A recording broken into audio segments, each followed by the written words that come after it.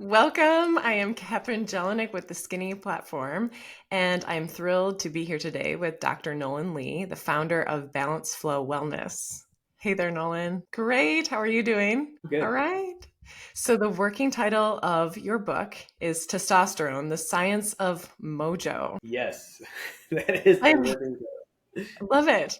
So today, the whole discussion we're going to have is all around testosterone, and we'll hear a little bit about your background in a minute here, and what brought you to this topic and this area of work. But I know that first we're going to dive into this book by just kind of like sharing a window into, you know, what the reader might be thinking, or who's this book for? How could they relate to this book? What situation might they find themselves in? Yeah, I mean, this book is for me, honestly. Okay, I've worked in health and wellness for a long time, and most of it has been like quote unquote natural health. I'm a big proponent of doing things as naturally as possible, and it worked well for a long time. In my 20s and my 30s, even at some point, though, those natural methods it's going to be lifestyle, basically diet, exercise. Main things are going to be diet and exercise. Those things did not return as much as they used to, right? So then it's like, well, I've preached this all my life and it worked for a while, and then well what now? And I started looking into it more and researching and seeing what's out there. Again, trying to stick to what's as natural as possible. And what I eventually fell upon or discovered was testosterone, and hormones. But testosterone to be the main one, we say that I found the most benefit for men. So that was the kind of game changer when I got into my 40s. And before the 40s, it didn't really matter as much, right? But afterward, it definitely is the thing that makes a huge difference. And I started investigating it, how we can incorporate it into our clinic, because as I aged, our clientele aged as well. It was the same thing. It's like they were doing fine with physical activity and diet, nutrition, and lifestyle, but everybody started feeling that, right? And after your 40s, like there's basically just like a drop off in your performance, and how you feel, how you look, what exercise used to do for you and no longer does. And this was the amazing answer that just had phenomenal response. Mm, so cool. So dig into just the general aging effects that men might be seeing, that your clientele saw, that you saw. What are the things that are kind of the signs of that drop off? Well, I mean, for men, for men, the one of the biggest things is probably sexual performance. Honestly, I mean, how guarded does my language have to be on this No, no, podcast? not guarded. This is your book. Yeah. Okay. We'll call it morning wood. Okay, like that is I I I would say that is kind of the rule of thumb measurement of how your testosterone levels are. And I think men notice this, and they remember this as they're younger. This is something that happened every morning. You had your morning erection, right? And as you get older, it just didn't happen anymore. And I think most men just don't really pay that much attention to, like, well, why isn't it there anymore? Like, it just doesn't happen. No, I'm just getting older, whatever, right? But it tends to happen when your testosterone levels are lower. I mean, that's one kind of easy to see thing, but the other things kind of happen over time, like even weight gain, and, well, something as simple as fatigue in the afternoon. I used to be fatigued around like 2 o'clock, just tired, just want to go to sleep, no energy to do anything anymore, right? And another thing we kind of just chalk up to age. Well, I'm older, I just get tired. And then weight gain, we're talking about weight gain in a bad way, right? You're gaining fat, and then at the same time you're losing muscle. And then it used to be like, okay, well, I'll go to the gym a little bit, I'll watch what I eat for a week or two, and I turn it around. It's easy. It's not bad. But like I said, that didn't work anymore. So you're losing your libido.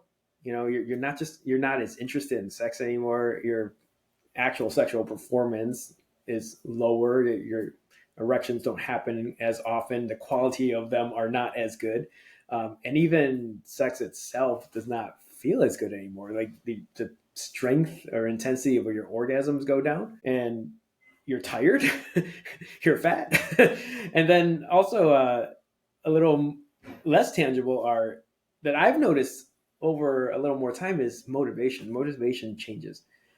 You're just not as motivated or interested in pursuing anything anymore in life, in business. It's just your motivation. I don't know how else to explain it. You're just not motivated. And all of these things are signs and symptoms of, uh, we're starting to label it like low T, right? Or lack of testosterone. But these are very real things that we see over and over again in our clientele. And I definitely all things that I have experienced myself. And you were going to weave in here an example of someone who actually had the experience of having zero testosterone being naturally produced. Yes. Yes. So in the process of writing this book and researching serendipitously, I got this contact, um, and let's call him John. It is an amazing illustration of all this because it's easy to say, okay, I'm declining in testosterone, and these are the things that can happen, right? But what's a great scientific experiment? A great scientific experiment would be to what happens if I just cut someone off of their testosterone? And is this case that just kind of fell into my lap, which was amazing, and actually lost his testosterone production. So it seems like it could have been a head injury, is what was the initial cause, but had this head injury in his early teens, and of course he didn't talk to anyone because of how male teenagers are. But he noticed that he lost his ejaculate, like he didn't produce any anymore. He was losing his sexual desire, and like a healthy teenager, a healthy teenage male without sexual desire is a very odd thing, right? And as he grew older in his teens, he noticed like he wasn't developing muscle mass, and he wasn't getting hair in the places where you're supposed to get hair. And finally, he sought some help, and he sought the advice of a doctor, and they worked him up. And long story short, they realized that he wasn't producing testosterone anymore. When they found that out, and they finally figured it out, of course they replaced his testosterone, and from the outside they gave him supplementation to get it back up, and all those things came back immediately. His sexual desire came back, his sexual function came back. He started growing hair where he was supposed to be growing hair. He gained muscle back, and he went on to live a normal life, right, outside of being requiring supplementation of testosterone. And on the flip side, right, on the other end of his story is he's one of, I think, 5 siblings, and he is the healthiest of all of them as far as chronic disease goes. He told me his siblings are all obese and have diabetes, and he is the sole sibling that does not have one of those things, and that is completely supported by research. And I told him, like, this was a blessing in disguise for you, and you didn't realize, right? But you are going to live a long, healthy life because you are on testosterone. And it's just an amazing story to me, and it's such a clear illustration of what happens when you don't have testosterone versus when you do. Yes. Yes. Fascinating. Fascinating and interesting to actually hear that story of the reverse and the zeroing out and what the body does, even in a young male. Yeah, because sometimes it's like you talk about it and you're just like, so what, but it really illustrates the importance pretty hard when you say, well, it's like, what's the logical end? Like, okay, what if you didn't have any? What would happen to you? And then you're like, oh, well, that would happen to me if I didn't have any. I'm like, yeah. So now how much do you want? That's kind of like it paints a clear picture of how That important process it is. that happened to him in his teens, unfortunately, is beginning for so many men as they cross that threshold of their 40s and then as they progress through into their 50s and 60s. And I know that you mentioned something kind of comical that you found on Reddit that was Uh, really highlighting this. You want to weave that in? yeah, I don't even know why I was browsing this, but like sometimes I just kind of look at things to see where I'm so deep in this world. I'm like, what is the take of the general population, right? And like I found this thread. I couldn't find it again, but I was looking for it, and again, like I wish I could find it, but it was basically a bunch of middle-aged men complaining about their physical like malady. He said it was just a bunch of guys like, oh, I have my joints ache anywhere, everywhere. I'm gaining all this fat. I can't get rid of it. I'm so weak now. And they're complaining about like hair growing in their ears and losing hair off their heads. And they're making all these jokes about like basically their lack of ability to perform in the bedroom. Like their lack of even attraction or motivation toward the opposite sex or whatever sex they're attracted to, right? And it was just hilarious, and I'm just kind of sitting there smiling, thinking, "Oh my goodness! Like you guys could be avoiding all these things just if you knew, like every single thing you're complaining about could be fixed by just having optimal levels of testosterone, right?" And it was funny because I could relate, but it's also at the same time it was kind of sad, right? Because I feel like I have this knowledge to this like secret society where like people would, if they only knew, they would, like do anything to get in. And I feel like it's the secret society for the fountain of youth, right? This is the closest thing that we have to a fountain of youth, and just keeping you performing, looking how you want to, performing how you want to, functioning how you want to, um, and feeling how you want to for the rest of your life. It's pretty amazing. We might be getting into this more later, but can you? It's just the question that's coming to mind right here is like, why isn't it more well known? Why is it a secret society still? I mean, it's pretty common. Everything you've listed, everybody knows are the effects of aging. And a lot of society seems to surrender into it and just be like, oh, this is what it is. But what you're saying is it doesn't have to be what it is. So why is this not more common right now to That use is like, testosterone? yeah, I mean, that is a very good question, and I think I cannot get into it without conspiracy theory. but but yes, it does seem like, why doesn't anyone know about this, right? And that is a common question that I get, like, why doesn't anybody know about this? And what I can come up with is this, okay? Number one, there's no formal education for physicians on this. Like the majority of physicians are not educated on hormones, and we can get into why that's kind of number two, right? But number one, there's no education. So unless a physician goes out and seeks this education on their own and researches it or research, they just don't know it exists. Okay, which is a real shame. So and because there's a fear of the unknown, right? That's just kind of a natural propensity in people in general. So because of it being unknown or relatively unknown, the first reaction is fear and defensiveness, like this is not good, don't do it. Number two is kind of the conspiracy, right? But or it's just kind of economics, honestly, because most of the hormones that we use in hormone therapy or hormone optimization, they are, or in fact, all of them, they're bioidentical hormones, meaning molecularly, chemically identical to what is produced in your body, right? So all we're doing is supplementing slash manipulating those levels to the optimal levels that help you feel, look, and perform how you want to, right? And since a molecule or a substance that your body creates, there's no patent. So there's no profit motive. Like if you think about medicine and medical education, a lot of it is driven by pharmaceuticals and pharmaceutical companies, right?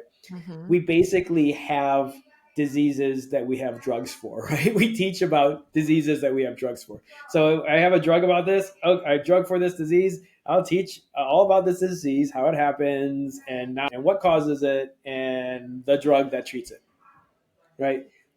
But when you talk about wellness and you're just talking about, I want to feel and look as good as possible and then maintain that for the rest of your life, that's not a disease, right? You're not like, okay, that's not a condition that you're trying to treat. So no one's developed anything for it. And then because there's no drug specifically for it, there's no education for it, and then there's no market, and no one knows about it.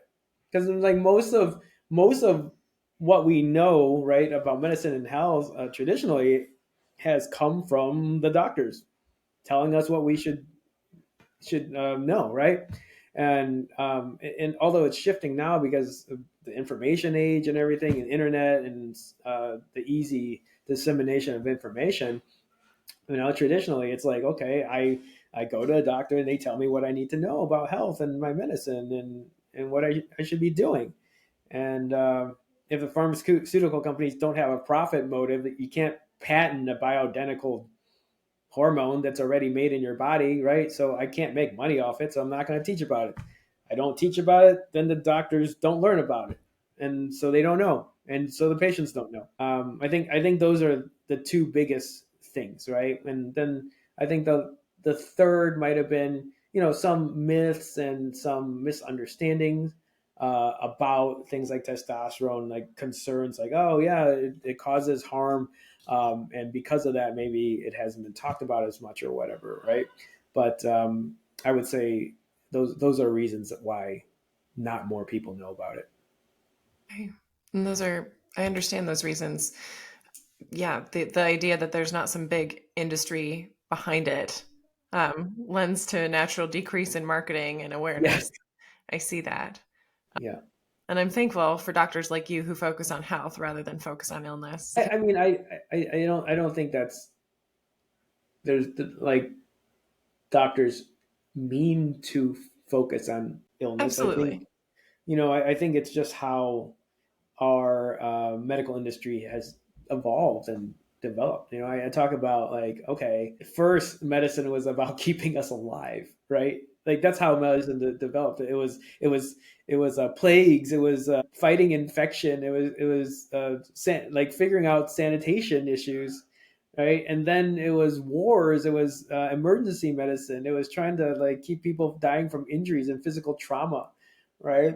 And it was always our medicine always evolved and progressed because of reactive care, right? We're always on the side of not healthy, trying to get back to healthy. And then I think we're crossing, or we have crossed that line where it's fairly stable. Like we're not going to die of some like plague, right? I mean, then COVID comes along, but Right, right. like Pass like that test, yeah. but I mean, by and large, we're pretty, especially in developed countries, we're pretty controlled as far as like we're not worrying about like some like infections killing us. We're not worrying about wars killing us. So like we're reactive, and we're really really good in emergency medicine, right? Like I would not. There's no other place I would rather be if I injured myself, right? Our medicine's really good at that. We're really good at keeping people alive, right? We're not really good at keeping people healthy. So I think this is the next evolution in medicine, right? If we let ourselves go there, it's medicine like this. It's like, okay, we got this. We're on top of keeping people alive. All right. Now, how about quality of life? How about Yes. keeping people feeling good? How about people keeping people functioning, right? And happy, right? And well. Like that's the next stage. And I love what we talked about in our prep call for this. I want to weave it into because it ties right into what you're saying here. And I love that you've given us a general overview in your words of some of the history of medicine and why there's been certain focuses in certain eras. I love that. And I love that you're kind of forecasting and you're a part of this next wave and focus of medicine, which is beautiful. But what we were talking about in our prep call that really piqued my interest was this idea that, yes, medicine can keep us alive longer. And so our children are going to probably live past 100, and that's going to be normal. But then along with that is the work you're doing. How can we ensure that the prime of our life is elongated as well? If we're going to be old, when does that begin if we're living until potentially 110? So what you're doing is really allowing the prime of life to be something that's fully enjoyed and participated in for many decades beyond what generations have known up to this point. Yeah. Yeah. I mean, I look at this for myself because I see that in life, and you see that in family, and I mean close friends and family members, families, right? And it is this kind of struggle with, like, I took how society and economy works these days. You take years and years of your life to work, and you put in the hours, like the most of your life is spent working, and then you retire, right? Most people are retiring in their mid 60s or later now, right? And now I'm retired.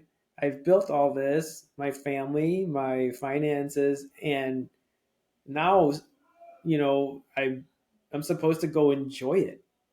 And now I take 10 medications. I have no energy. I have no motivation.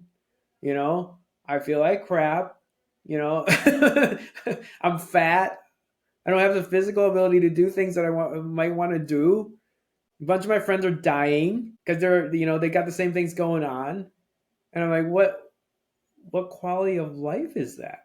Right? Well, what's the point in our medicine keeping us alive? Kind of going back to that, right? Like, what is the point of our medicine keeping us alive if there's no quality of life? The whole point is of being alive, right? Is to do something productive, do something that's fulfilling to you and others, making some kind of impact and making some creating some form of significance, right?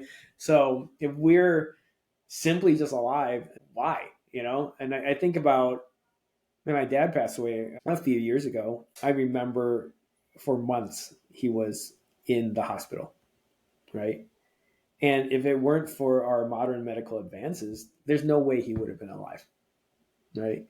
And I remember him sitting there kind of depressed, and basically, he couldn't move much. He couldn't even talk that much, honestly. He couldn't really eat that much. He couldn't really do anything, right? And that's kind of the logical end, like that's kind of a logical, like extreme of, like, okay, you're alive but it's pointless, right? So I think a lot of people are living that same situation, just not as extreme. They're living, they're alive, the medicine keeps them alive, the healthcare keeps them alive, but they're not living anywhere near the quality that they would prefer to if they could, so, or would want to. Sorry about your father. Thank you. I mean, he's like my, like, polar opposite. He's like the guy that never took care of his health, got the diabetes, never exercised, ate like crap. I think that's the whole thing where you either become your parents or you see what they do and you're like, you run the opposite direction.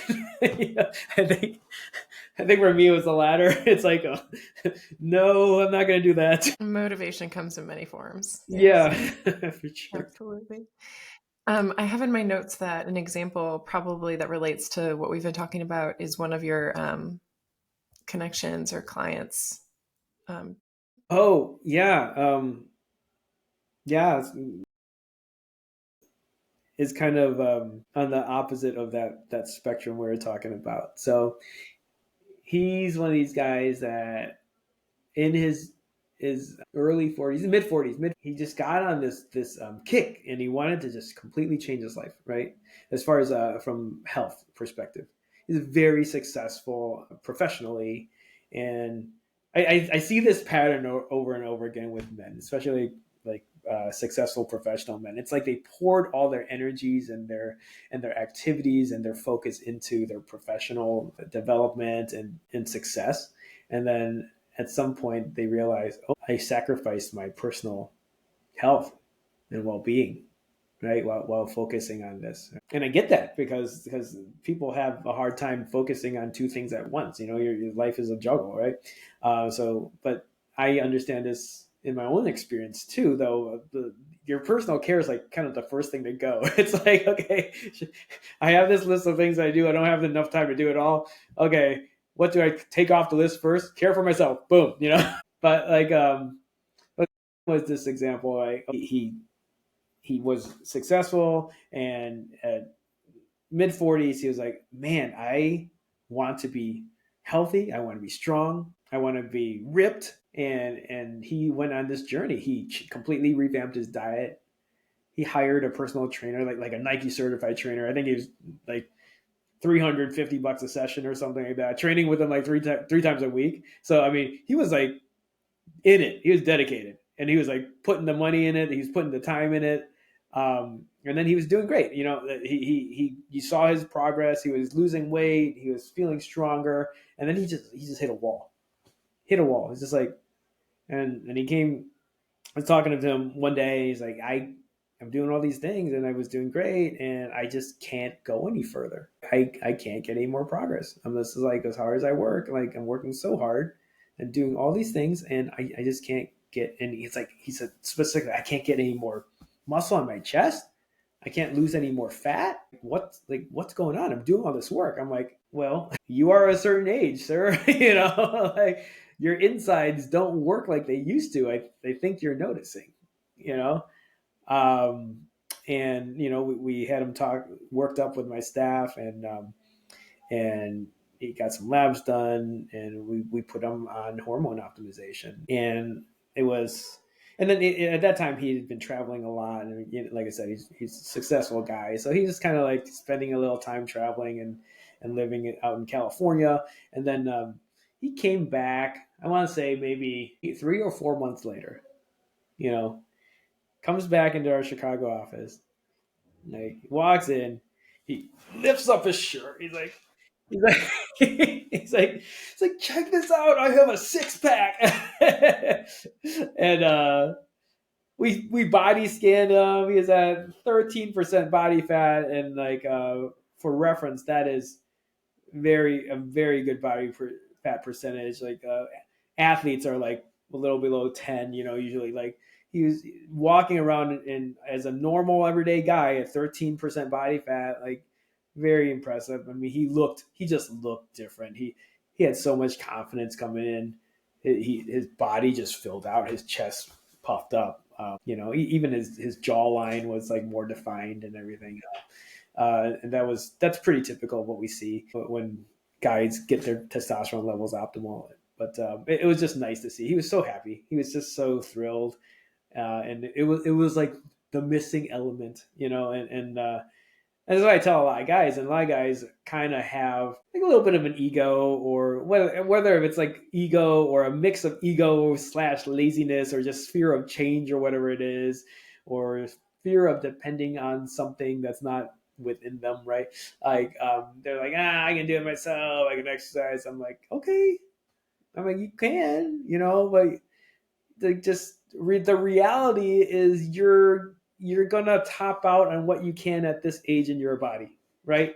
So if you are okay with that, then fine, but if you come complain to me like you want to look and feel like your 30-year-old self, or even 25-year-old self, I'm like, that's not going to happen for you.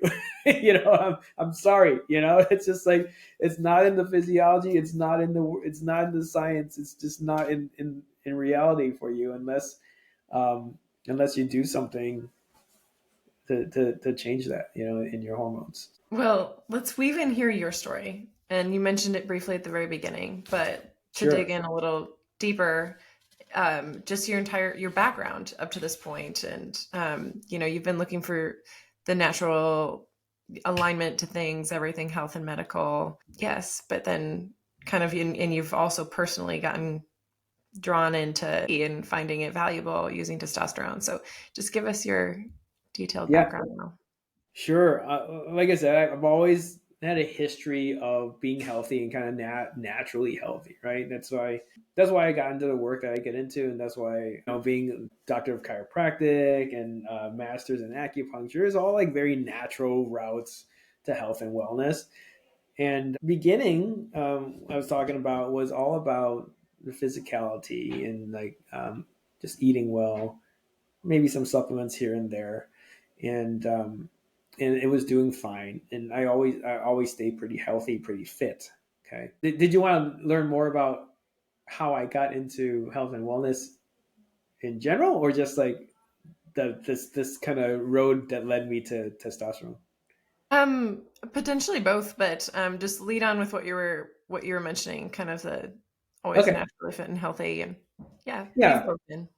Yeah. And then I at some point, I gotta say, in my early 40s, I noticed that, like, man, it's just harder, you know, like what's going on? It's more difficult to maintain a healthy physique.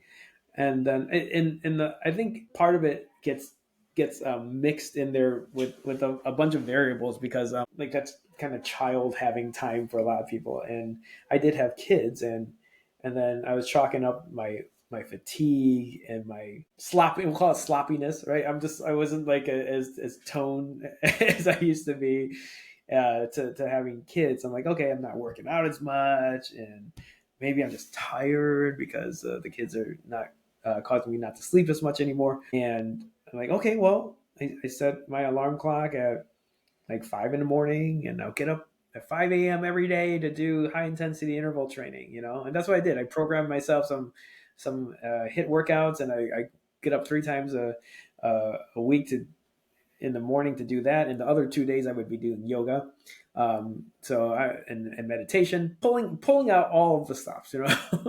I started watching my diet a little closer. I used to never watch my diet. I just eat anything whatever I wanted. Honestly, just like Hmm.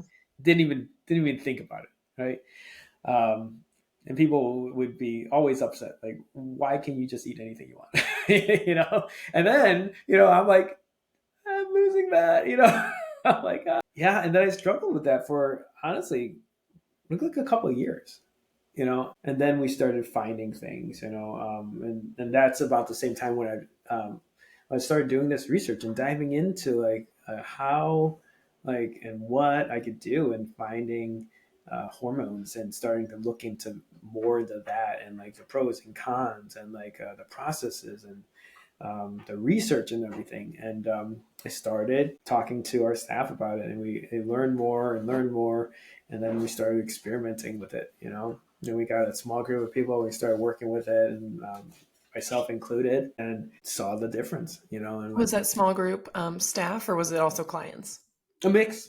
Yeah, we have a group of loyal clients that are kind of like, they're kind of like, oh yeah, try anything on me, I trust you guys. Kind of like I'm in, let me do it. And so we started with a control group, like a controlled group of like maybe a dozen people, and tried it over, I think, probably over a year, to see what's happening and how to manage it and everything. And then the results were phenomenal. People were very pleased. They're very happy. And we start. My friend was one of them. Actually, let's can we? His name is Yeah, so let's talk about. distinctive. That Can we change his name since it's so distinctive? Okay, yes, of course. Your um, friend. my friend was probably, yes. Was probably one of the notable ones, right? And he's always like, yeah, let me be your guinea pig. I'll try it. So he still works in the, what do you call this, like a food and hospitality industry. So he's led a hard life on his body, and he definitely had gained some weight over time, with alcohol, kids himself. Like it's the same story, like your profession, your age, the kids, like you just then taking care of yourself just goes out the door. And the funny thing is, like, is a great friend of mine. We've known each other for 25 years now, probably.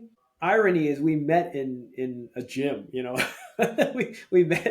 met in a martial arts studio, and we were very fit back then, and ripped and strong and fast, and now, fast forward 25 years, and there's a bunch of us that initially met there that are overweight, slow, sloppy, you know, grumpy, I'll say, no energy, no motivation. And I don't ask them about their sex drive because that's just probably kind of kind of like a taboo area to talk about. But Q is definitely not in the shape that he used to be. Um, Kevin was definitely not in the shape he used to be. And over about, I would say, 6 months, there's some other things we do in the clinic, like EMS training. So we kind of And what is offer EMS training? like a whole package. It's this, we put people on this bodysuit, and it condenses like 2.5 hours of hit training into a 20-minute session. So basically, you can take a whole week's worth of hit training, squeeze it in a 20-minute session, and get all the benefits thereof. It's usually a good combo. So we put on that, and we put him on hormone optimization, giving him the testosterone and some other things, and he just changed. He just lost weight. He started gaining muscle. His jaw squared up. His skin tone changed. He's just like a healthier skin tone. All these things happen, right? That's why I say you look better. You don't only feel better, you look better too. Um, and you just look. I don't know how else to describe it, as like you just look like more masculine. You just look like who is that guy? Like it's like a sprinkle of movie star, you know, like it's like that. What do you call that? Like that the it factor. It's like someone just gave you it factor. It's like something's different about that guy. And his nephew started telling him like, "Hey, Uncle, you look swole."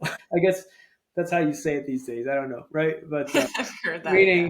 meaning he was gaining muscle, and he was losing weight. And the funny thing, I don't advocate for this at all, but like he did not change his behavior, like lifestyle wise. He did not change his diet. He did not change. I kind of don't like when people get the results when they don't change all their lifestyle factors, because then I'm like kind of enabling them, you know. But I'm like sitting here like, if you just change how you ate, you know how much better your results would be? He's like, well, I don't care. I love the results, and I didn't change anything else. So I'm like, fair enough. Okay. But yeah, yeah, that's That's I a love great it. example, though, to highlight the level of it factor that it adds, you know? Like how much you're really up against when you're doing it the natural way, and it's the natural process of aging and Yeah, hormones dropping off. yeah, And we're moving into the section that you've titled Aim to Stay Sexy. And I loved what you put here about, like, if you want to be healthy, just focus on being sexy, yeah, because of the primary function of when we're producing hormones and able to create offspring. Like, our bodies are naturally making us look more sexy and healthy, and everything is a product of that. And then when those decline, you were saying in our prep call, like, your body's like, okay, we're on the road to die mode. yeah, yeah, And so tying that together is keeping the body in that zone of. yeah, yeah, for sure. Like, let's get some water here. But like, I like to simplify, right? And in the many years of um, being in this kind of healthcare realm, one of the realizations is things are so complicated, and doctors use such fancy language and confusing concepts, and we're just supposed to follow along and understand, right? Or the other side of that is don't try to understand and just trust whatever your doctors say, right? I like to help people understand. So at the risk of being way too reductionist and simplistic, right? Like my rule of thumb is like, okay, if you know nothing else about how to stay healthy, right? Do the things that you need to do to stay sexy, and that will help you stay healthy. You know, like what does that mean? Stay sexy, like meaning staying a desirable, attractive mate. Okay, and if you think about the purpose of you in the world, ultimately, if nothing else mattered, right? The purpose of you, human person, is to reproduce and propagate the species so Right. life On an goes on. animal mammal level. Right, Totally. right. If you go exactly, if you get rid of society, civilization, all that stuff, at the basis level, our job is to procreate and keep the species going. Right. Yeah, that's what our bodies are programmed to do. Yeah. Exactly. That's what our bodies do. And coincidence, right? The hormone that gives us the drive and motivation and ability to reproduce in men, right, is this exact same hormone that keeps your muscle mass.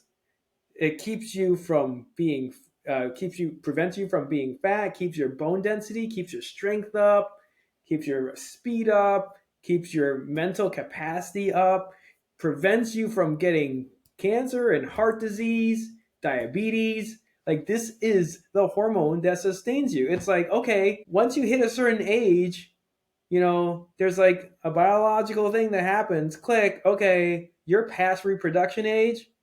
That reproduction hormone declines. Guess what? Everything else declines with it. So it's like, wow, there's no, like, that is it. Our purpose is to reproduce and and have sex. So like if we don't need to do that or you can't do that anymore, then our like it shuts off everything else that keeps us looking good, feeling good, and makes us an attractive mate, right? It just We're mammals, we're animals, yeah, and the rest of the animal kingdom has this too. So I'm no surprise that our bodies are programmed with the same design.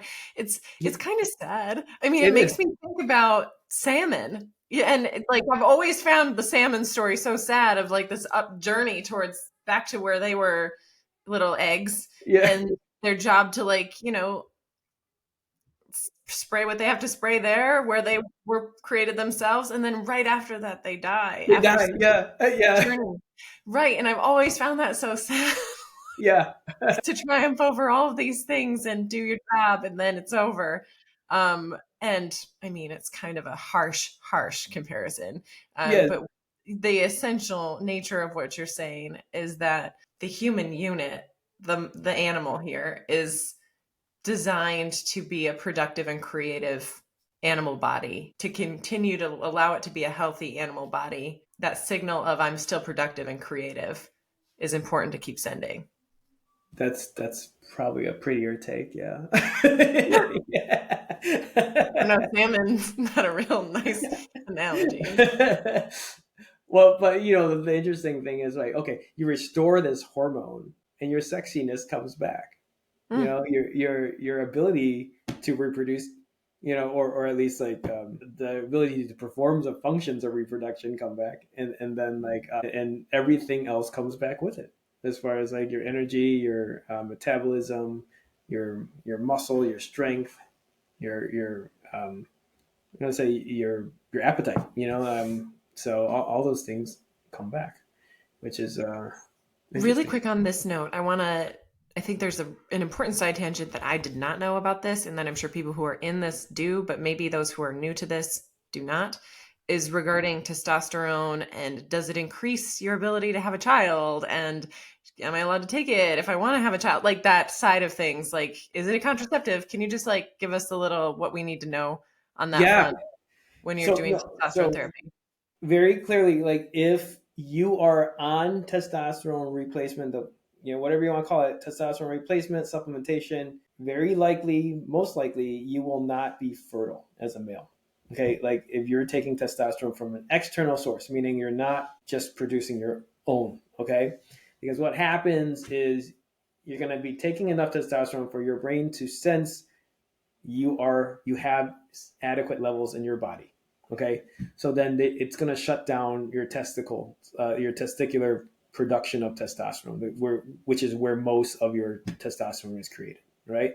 So since your testicles are shut down, they're not going to produce sperm either, right? So then you're not going to be fertile, okay, most likely, right? So that's why we don't recommend it for younger men if you want to have children, right? It's typically older men, and again, it's usually past that time, that peak time of reproduction, around like in your 40s or so. Like most people have done their reproduction, right? I'm not saying you can't beyond that, but it's usually like that's when you feel the decline, and you're not even thinking about this kind of therapy, because you haven't felt the decline yet before that age. But usually it's older men. Can younger men take it? Yes, and get off it and still have a baby? Yes. In fact, our friend that we were talking about, who lost his own production, he did take testosterone, build up, and then when he wanted to have a kid, he actually stopped, right? And then he had to have some other hormones, but he could then his own testes would produce enough to make him be able to have a kid. And then The after he, example of from the beginning. Yes. yes. I forget all these pseudonyms. It's all good. There we go. Yes, thank you. So then afterward, he got back on the testosterone because he needed to sustain all his other functions, of course. But yeah, but if you're on it, chances are you will be infertile. If you want if you want some of the effects of testosterone, but you're worried about that, there are theories that you can use certain things to maintain the fertility while you're on it, but the research is not solid, and in practice, it doesn't seem to work, right? So it's just you're better off doing something like growth hormone, or like a new thing, a semarelin or something like that. But that gets you mostly just kind of the physical body performance type of results, which younger guys, that's usually what they're looking for when they're Okay. seeking Yeah. testosterone. And that's not so much of, well, it could be those who are listening or reading this book, but It could that's be. not so much of the readership that we're focusing on. But then also I wanted to highlight, because this was interesting to me, just hearing this for the first time. I didn't know that about testosterone therapy, that it's, kind of it does not allow for fertility, but it is not a contraceptive either. Yes. It is No, not. it's like that's why But I it's say, not something that can be relied upon. yeah, I say that's why I say most likely. It's not like, it's not like for sure solid. Like, okay, take this, you'll be fine. I wouldn't rely on that. Yeah, because that's definitely not a promise. Not a guarantee. That hasn't been studied about this specifically. That's not the reason for studying testosterone therapy. not that I know of the direct study. It's just more of like an observation, right? That is Mhm. what happens. I could look into that, but not that I'm aware of. So then, another story to weave in that you mentioned was the story of, I think this is a general enough name.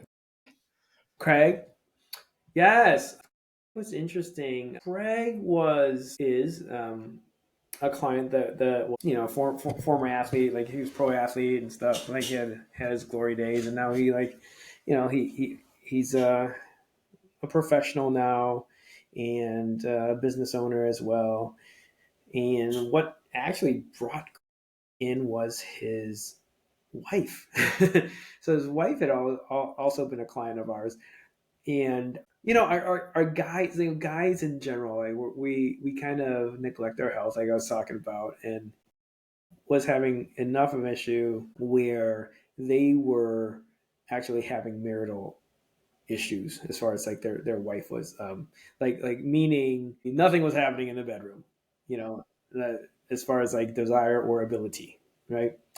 And they were concerned, to the point where they needed to seek some medical advice and guidance, right? So they came to the clinic, and to inquire like what could be done, if anything, right? and our staff worked him up and everything, and found, like, he could benefit from testosterone and hormones and optimization, and that's what we put him on.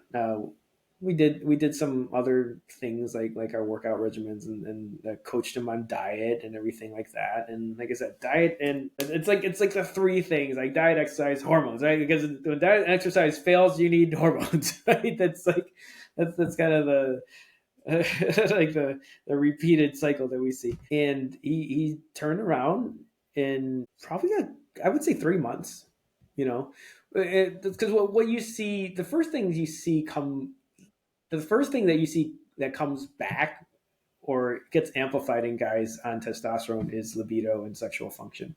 So going back to, like, what's the most important thing? Like reproduction. That's like kind of the most important thing, right? And then, like, can you look better and have more energy down the line? Yes, okay, but like the first thing that comes back is reproductive function. And going through doing it, but like going on through the most significant parts of his transformation. Following that, he lost a bunch of weight. He gained muscle. Same thing. He just looked better. We sprinkled that it factor on him, and comes in, puffy chest and confident, And we were having a client appreciation event, and like a barbecue or something, and then they lived in the neighborhood around the clinic, and they walked in, they walked over, and they were like, you know, we are so appreciative of what you guys have done for us, and you've literally saved our marriage. We didn't know what we were gonna do, like, because we didn't connect anymore. We were just like, there's no motivation, there's no physical intimacy, and it's made all the difference in the world. And then, like, his wife got onto the hormone therapy too, and we optimized how she was functioning, and then, you know everything is hunky dory. But there are 80-year-olds uh, regularly having sex and enjoying it is sounds crazy, right? And it sounds out of the ordinary. Not that they're 80. I mean, they're like 50s, early 50s, but it sounds insane. It sounds crazy. It sounds, but I will say it is not ordinary, but it is completely possible and healthy. So, again, if you're in this secret society, if you're in the know, that is a world of possibility. If you want it. Thank you. But if you're living to 100, you have to. I mean, you don't have to, but feels like at least until your 80s, it's got to be the new standard. I agree, and that's why we have so much passion for this, because, like, if you think about where does most people's lives where do most people's quality of life decline? And unless you've lived a super healthy life, it's gonna be like retirement age, like right when you're done working and you have all the time in the world, right? like that's where everyone's quality of life declines. Their physical abilities, their mental abilities, their how they feel, their energy, their sleep. We didn't even talk about sleep. It's like they can't sleep. Everything, that sexual function, all that goes down, right? And if we're gonna live to 100, you still have like almost 40% of like your life, almost half of your life left. Like, and you want to live it in complete decline and watch it keep going down? It's just a ridiculous proposition. Like, well, why? Like I said, our medicine is too good at keeping us alive, right? Because we're alive, right? But we keep going downhill. So I'm it's not just like, living. yeah, it's not. It doesn't make sense. It doesn't work out, you know. So Touch on sleep, and another one that we haven't fully dived or gotten into it fully is mood. And I know those were two really important ones before we move on to the next section. The effects on those. sleep. I mean, I don't have too much to say about it, except for people just sleep better. Men just sleep better on testosterone. when their levels are good, they sleep better. And I noticed this in myself. I've experimented in different forms of testosterone delivery. Like one thing is if you use injections, like you get this peak right when you inject it, and then it sustains for, depending on which form you use, like it can sustain for a week, and then as the days go on, that those testosterone levels drop until your next injection, right? So when I was experimenting with once a week injections, I could feel the at the end, right? Like things changed. Like definitely libido was down. That morning wood wasn't there, like at the trial, and then like I could, it was a lot harder to sleep. I would like wake up all night or something like that. So, and then we adjusted the dosing schedule and gave to address that, and then it went away. All those things, all those trough symptoms went away. That's also why you need to have a good practitioner work with you, and not just have one of those online I mean, what do you want to call those guys? But they're basically like, oh, you want some tea? Here you go. See, have fun. See you later. You really want someone that knows what they're doing, that can manage it and actually optimize it. So we call it replacement. We call it optimization, like testosterone optimization, right? You don't want someone to just gives you it. So that's super easy to do, right? Because pretty safe, honestly, as far as like risk or anything. So a lot of people just like give it, and it's like, you want someone to help you manage it to get it to the right levels. So That's really important to highlight. And I know we have a section coming up soon that'll be all about, the different options and how to, the different yeah, methods, the costs, like practitioners, what to look for. But can you touch on real quick that mood yeah, impact? yeah, mood, and it has to do a lot with motivation. But like if you look at the studies around testosterone, it definitely decreases and also basically treats symptoms of depression. And not that I was like depressed, but it was I could tell that I just it's another vague thing, but it's what we call sense of well being. And this is in the research literature too. I mean, the improved sense of well-being when your testosterone levels are adequate or optimal, and that's definitely something that it's hard to put a finger on until you experience it yourself, and you're like, I just feel better. Like I'll talk about it, like maybe at ease or confident or calm, right? And it's interesting, like my partner and I talking about this, but like if you look at lions, like when the lion becomes like ahead of his pride, his testosterone levels are the highest they'll ever be. And at the same time, he becomes the calmest he's ever been. So maybe it's just that like confidence and like assurance, and that you've got everything under control and all right. So it's like this feeling of kind of like power and like calm, right? And maybe that calm comes from like, I got everything under control and I'm confident that nothing's going to be able to take me down or phase me, or, Mhm. whether that be true or not. At least you feel like that, right? So maybe does that help? Does that help No, it does explain? help. The word that's coming to mind for me is presence. Like you can be Yeah, just with it. that's a There's no good, like growing into it or decreasing out of it. There's no movement. You're just present.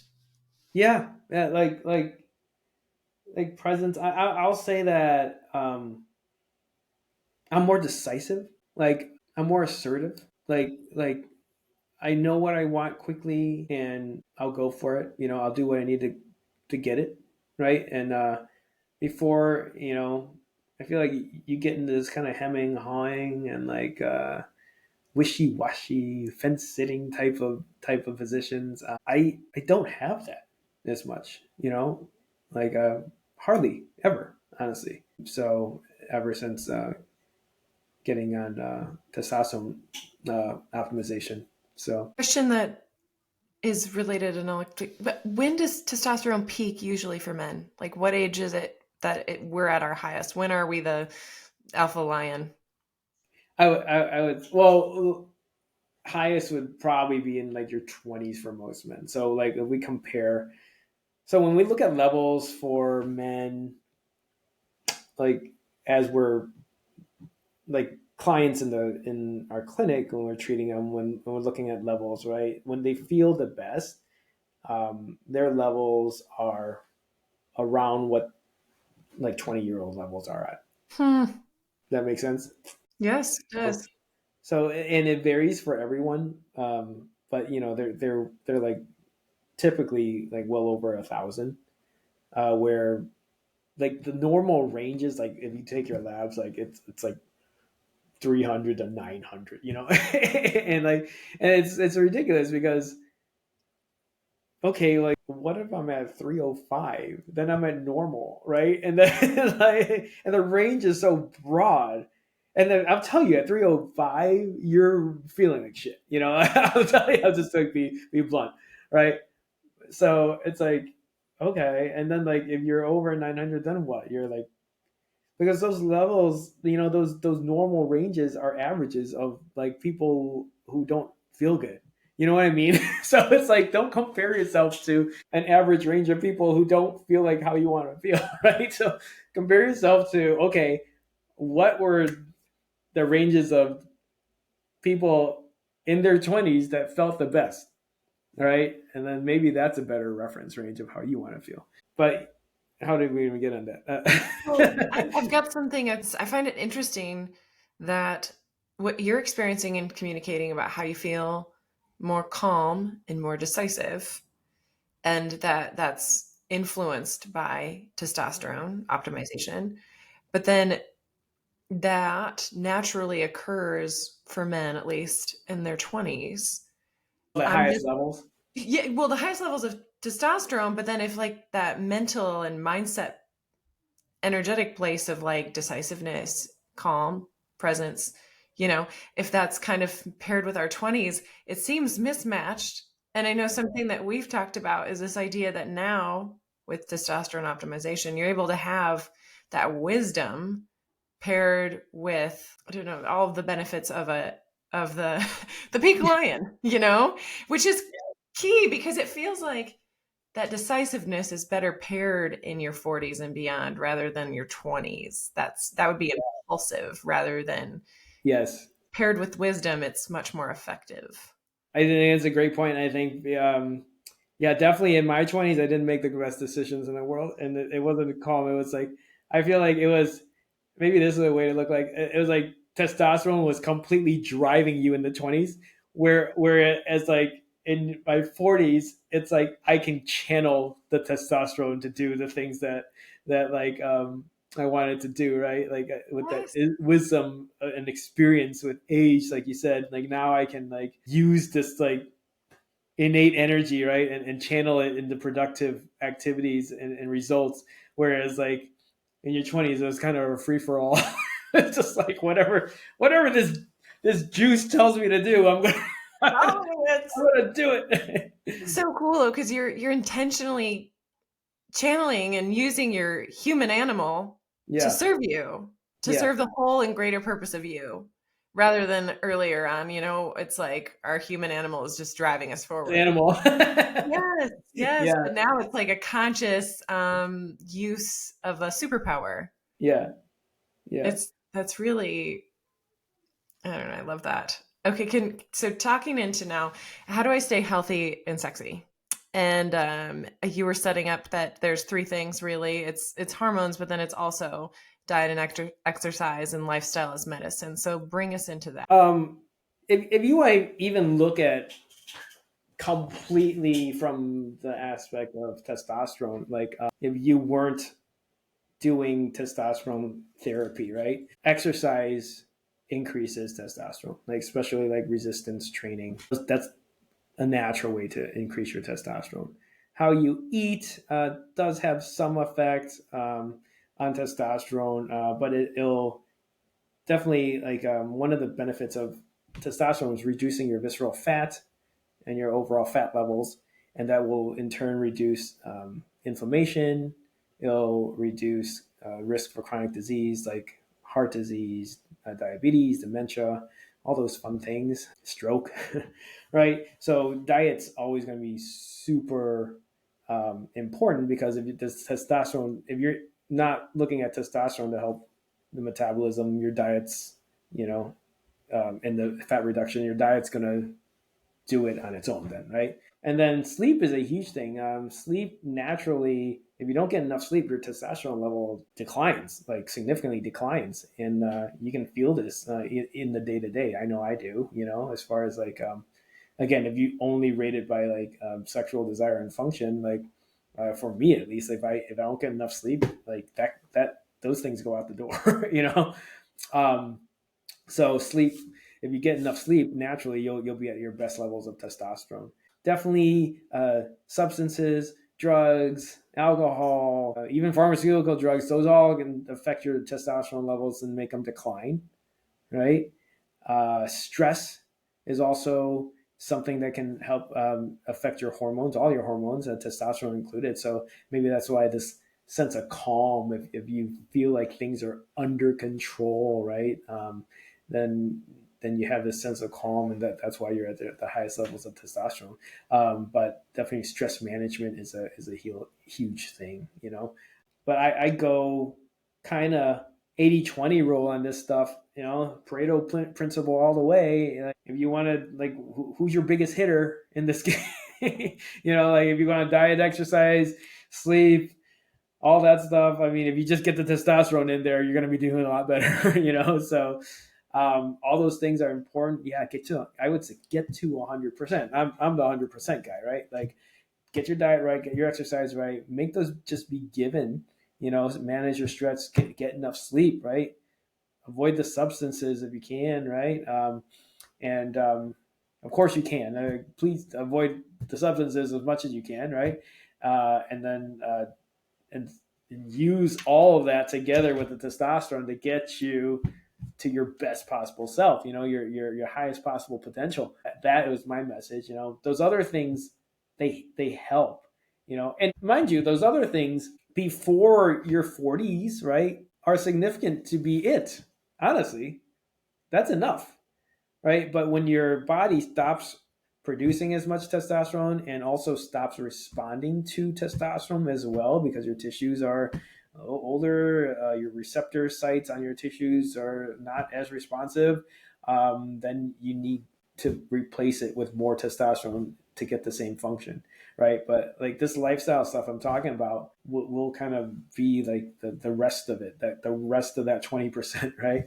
That will make you everything you could be.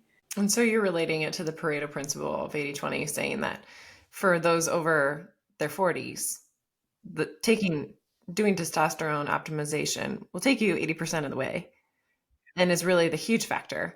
And then that, lifestyle as medicine, it really unleashes the effect of doing Yeah. that And this regularly. this is like wrapping back or looping back to, like he didn't want to change what he was doing, and he was still fine just taking testosterone, right? Or a tons better than he was.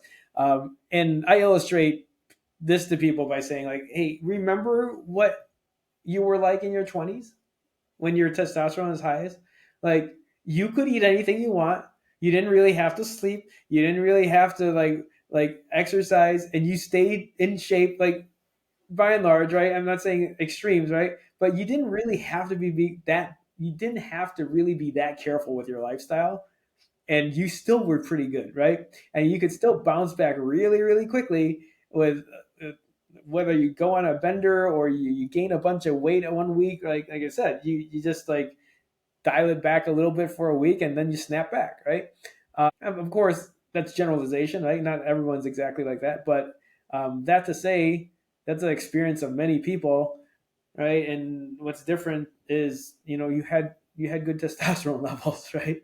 And like, and what happened when you're 40? Like, why doesn't that happen anymore? Well, you don't have good testosterone levels. You're pretty much underscoring the fact that youth is hormones. A lot of it, yeah. I mean, your tissues are not as, old either. You haven't experienced as much trauma and like wear on yourself. But yeah, it's amazing when you restore hormones how much more youthful people become. As far as like behaviors and their body, honestly. In terms of body composition, you were wanting to potentially highlight, um, and did we already fully capture that or related to body composition, or was there more? No, I think we talked about. Yeah, I think we kind of organically got there, and it was this 13% body fat. He had his six pack. His chest filled out when he was doing all this work to try to get it to fill out, and it wasn't happening, even with fancy trainers and his very regimented diet and workout routine. Um, it just didn't happen until he got his hormones right. Mm-hmm. And then you talked about your client and with his wife, and that was not No, that was. okay. Right. Okay. So then, in terms of his experience, you have that listed under sexual function. Yeah. Well, I wanted to talk about because I feel like he's a good illustration of like it doesn't matter how old you are, right? And for a few reasons, because I think we have, or maybe I have a concept that I'm projecting on other people, but I feel like this is accurate that in society, like when we're older, it's like, oh, it doesn't matter. Like he doesn't need to enjoy sex. He doesn't, like he doesn't need to. He's just an old guy. Like why is he interested in that anymore? I'm like, well, why not? That's a natural desire and function of people. Why does it matter if you're 70 or whatever? Unless we're talking about the whole thing where okay, your reproductive function is gone, you're gonna wither away and die. Like, do we want that? Like, no. And it was interesting because here's a guy in his 70s, right? And it kind of a similar story where like okay, he's lived his life, he's retiring now, like oh, now I'm gonna do some more to take care of myself, but now you're 70, right? And now you have like a lot of ground to catch up, on. And it just kind of was notable because one day we got an email from him, and after, well, let me backtrack a little bit. So he started getting working out more. He hired a personal trainer and trained at our clinic, and then he decided to go on hormone therapy or hormone optimization. And so he started all of this in his 70s. Yeah, This yeah. whole journey began in his 70s. Yeah, Wow. yeah. That's why I wanted to Yeah, it's a great talk about example. him because it's not too late, right? Like I think that's the other thing that people think like, first it doesn't matter. I'm old anyway, right? I'm like, well, that's kind of defeatist. And then, but if you don't have testosterone, you might think like that, right?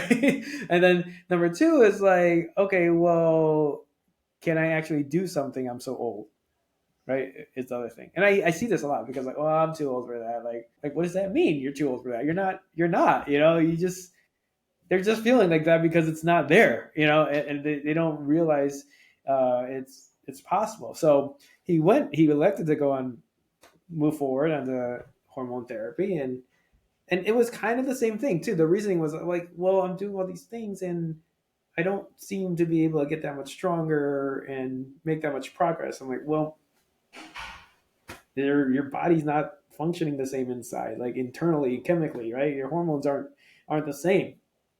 So, he talked to our staff and got some labs and got a consult, and he decided to do it. And within a few months, it was interesting because he sent us this email. And he said like, this is an update, and this is a quick update because we talk back and forth with the clients to make sure how progress is going. And he's like, well, I'm feeling really good overall, and I can tell it's working because when I masturbate, it's much easier to get results. and he had, and he had, and had results in quotes. and and I mean, I'm thinking we know what the result is, but that's a true something that you lose as you get older, and I don't think many men realize or think about that or think they can get it back. You lose the results, of sexual activity, the results that probably made like made are a large part of what makes it enjoyable, right? You lose that.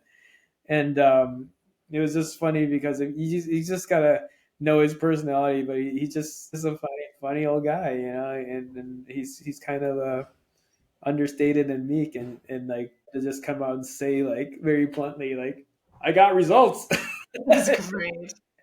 I'm glad he's getting results in all the ways in his 70s, having started it. That's wild. Yes, a lot more results, yeah, for him, but That's great. it just makes me laugh. And then cycling back to mood, you highlighted our friend from the beginning as an example of the difference in mood with testosterone levels.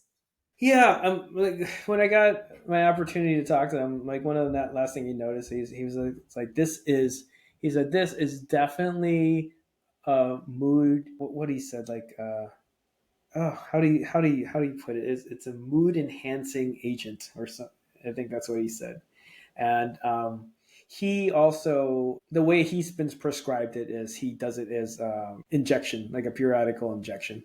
And so we were talking about the trough and the peak in the trough, and I was kind of giving him a little bit of info on how you can avoid that. And he said one of the things he notices, besides his libido changing, is that his mood is not as positive, during the trough. And he also noticed that he compared to other people in his cohort, like his age and everything, he said he's not as prone to like depression and like depressive Mm, symptoms as he has seen others, right? So that definitely tracks with the research and literature and what we see clinically as well. that's fascinating.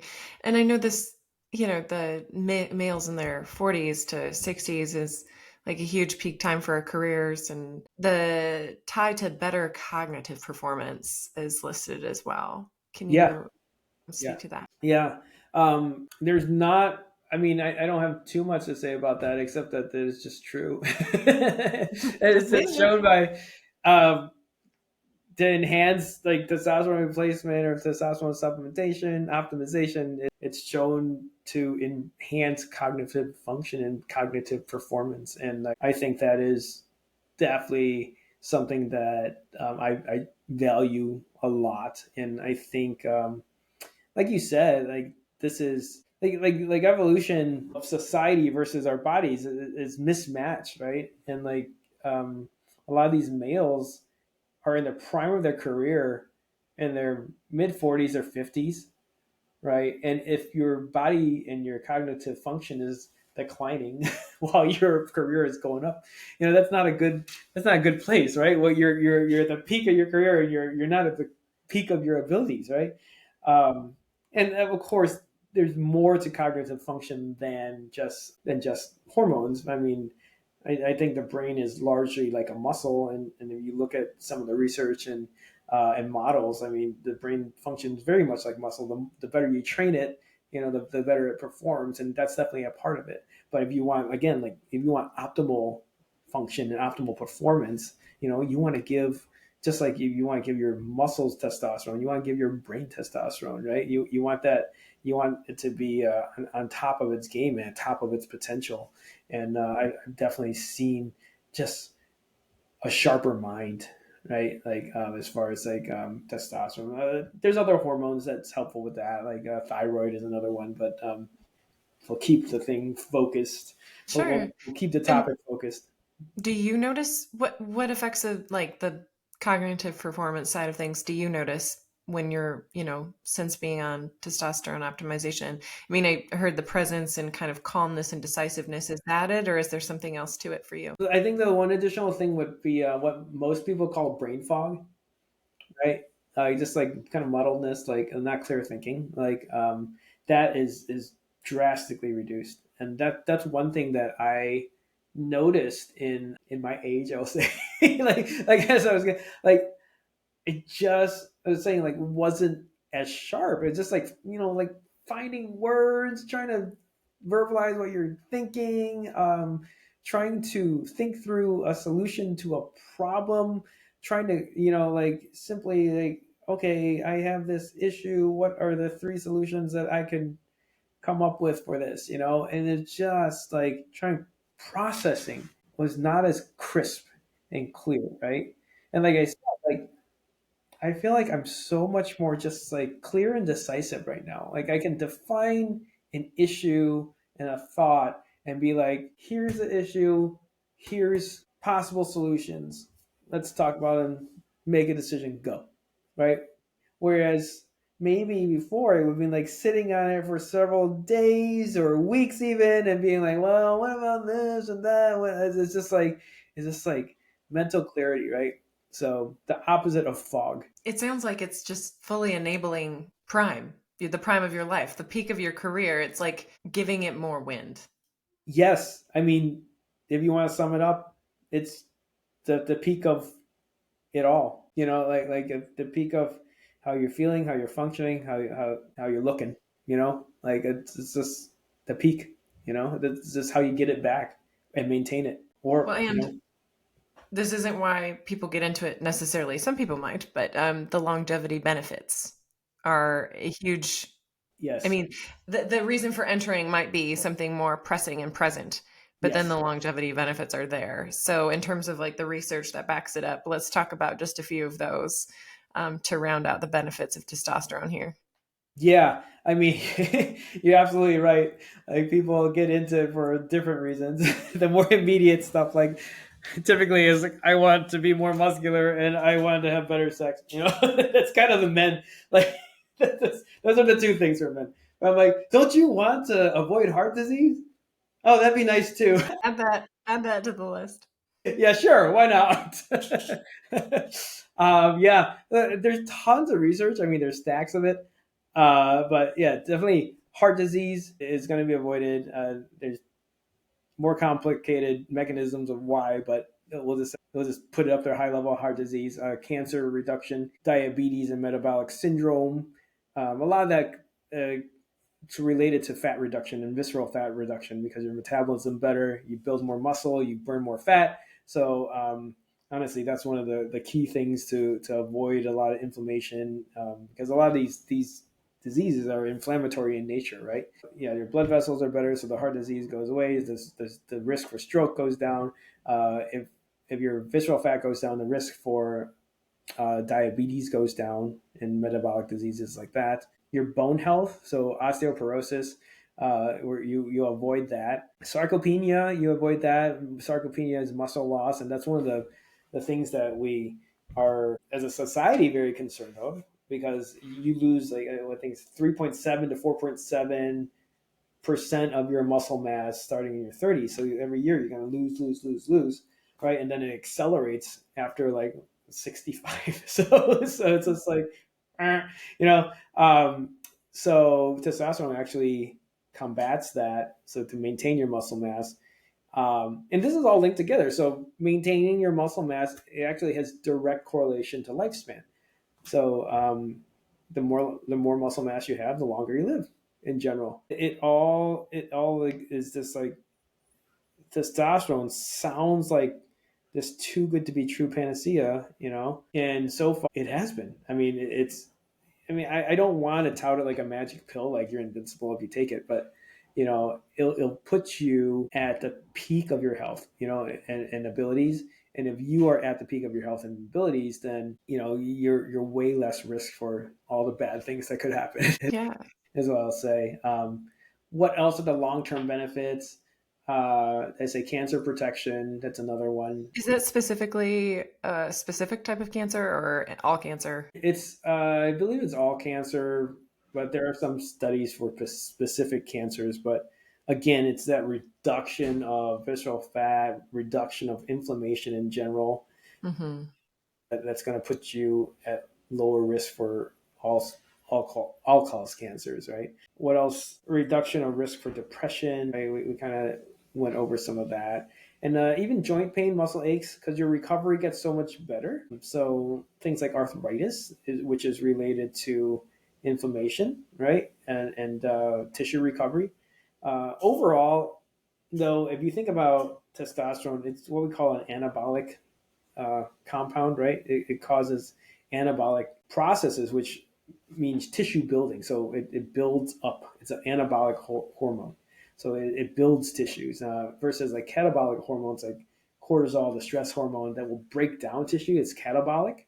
So what you have is more hormone that builds everything. So that's why you repair faster, you recover faster. So there's a lot of aspects of how it's working on you. And that's why it helps you avoid a lot of pain and disease because you're always repairing, you're building, and therefore recovering and healing. So let's take it now to tackle some of those questions and hesitations people might have, the common misunderstandings, the myths for why we might have a misunderstanding about testosterone therapy and optimization. Dive in. What comes top of mind first, and then I can guide us through what I know we've outlined together. Sure. Cancer. That's probably number one. Prostate cancer. How do I simplify this? This is a simple answer is no research supports that it increases risk for prostate cancer. Not a single study. Why is there concern? There was a doctor researcher uh, probably 75 years ago or so. Is it in the 40s? I believe so. Yep, 1941, I think. Yeah. Yeah, I think his name is Huggins. Mm-hmm. Yeah, Huggins treated a prostate cancer patient by removing the patient's testicles, thereby removing all his testosterone. And then the cancer resolved or went dormant or whatever. And so that was the basis for, okay, testosterone causes cancer. Right. Which even by itself doesn't make a lot of sense. But because, like, well, how about all the people that live with their testicles and don't have prostate cancer? You know, like, so, and then there's another researcher, Morgenthaler. He decided to look into this. Like, well, he looked and found no research that showed that testosterone increased prostate cancer issues or caused prostate cancer. And he's like, okay, there's actually no research that shows this. And then he developed a model, a tissue saturation model. Okay, which means what? It means that testosterone can only stimulate, or a tissue can only be stimulated so much by a substance, like a hormone. Okay. And then after a certain amount, more of that hormone won't do anything else. Does that make sense? It So does. there's like a maximum level of stimulation. Okay. Okay. So testosterone is the same thing. So testosterone actually breaks down into DHT, and DHT is the the substrate, the metabolite that actually stimulates the prostate. Okay. So does DHT stimulate the prostate to grow? Yes, it absolutely does. So testosterone turns into DHT, stimulates prostate to grow. Yes, but the saturation level is at 200. So after 200 nanograms per deciliter, right, of testosterone, that will not stimulate it anymore. Like that's at its maximum stimulation. Okay? So if your levels of testosterone were under 200 and you gave testosterone, then it would stimulate your prostate to grow and increase your PSA and all that good stuff. But most men are not at 200. Most men are over 300. And that's why the lowest level of testosterone is 300.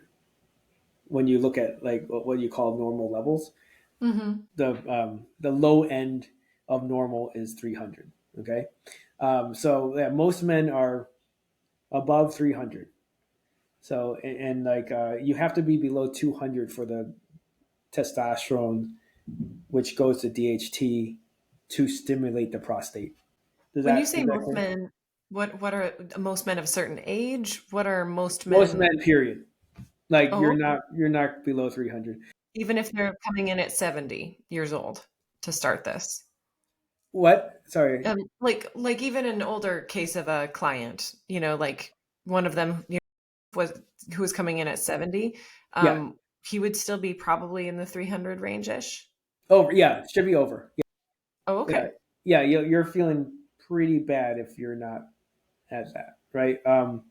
And yeah, most men have no problem. Like if under 300, you would be clinically diagnosed as hypogonadal. Like you would be clinically, there's a diagnosis that you're actually not producing enough testosterone under 300. So that was like example. Yes. That would be, yep, exactly. Like you actually got nothing, right? Yeah, that there's like something bigger going on than just aging. Exactly. So above 300, even if you're really close and you feel like shit, most doctors will just say, you're normal, you're fine. And they won't give you testosterone. So, So then break it down for me again here. So you're saying like for example, and he's given testosterone, that's actually at the level where that saturation hasn't been hit and some yep, prostate growth might happen, but that's in that special case where his body really shut it off. But then in a normal example, like who's coming in at maybe like, you know, 340 yeah, or whatever whatever. it is. Yeah. Yeah. And then that saturation level for the prostate is relatively You're already fulfilled. beyond it. So it doesn't matter. So even with John, once he gets his level 200, then the stimulation will max out at that point. And it doesn't And then, continue. yeah, it won't continue past that, right? So And that's probably something that his special case and doctors were aware of, I'm sure. maybe, I don't know, honestly. Yeah. Honestly, I don't know. Yeah, Yeah. maybe. But still, it's interesting to hear that there's like a threshold of growth. It's not able to just continue. So that concern for prostate cancer plateaus after a certain extent, if not ever activated. Yes, right. But if there's an active prostate cancer, we definitely don't want to do therapy. But most of the time, even most of the time, like you see prostatic growth, it's not cancer. So you just have to make sure what's going on there. Mm-hmm. Yeah, so that's cancer. So like if you look at the actual studies with testosterone therapy, it's actually been protective against prostate cancer. Um, if you give it. And why is that? I think it's the same reasons that we talked about, just like decreasing inflammation, decreasing visceral fat. I don't know. Like, I mean, there's been studies specifically for prostate cancer, but I don't know that mechanistically, like the mechanism would be exclusive to prostate. You know what I mean? Maybe it was just all cause, like all cancers, right? And that they just happen to be doing the study on prostate for whatever reason, right? I'd be wondering. I'm interesting to see. Well, did it stop all? Like, did it reduce the risk for all other cancers too? I mean, there's Mm-hmm. other studies that say that though, so probably yes. No, that makes sense. So, yes, so for the past 20 years, the beliefs of testosterone therapy have shifted.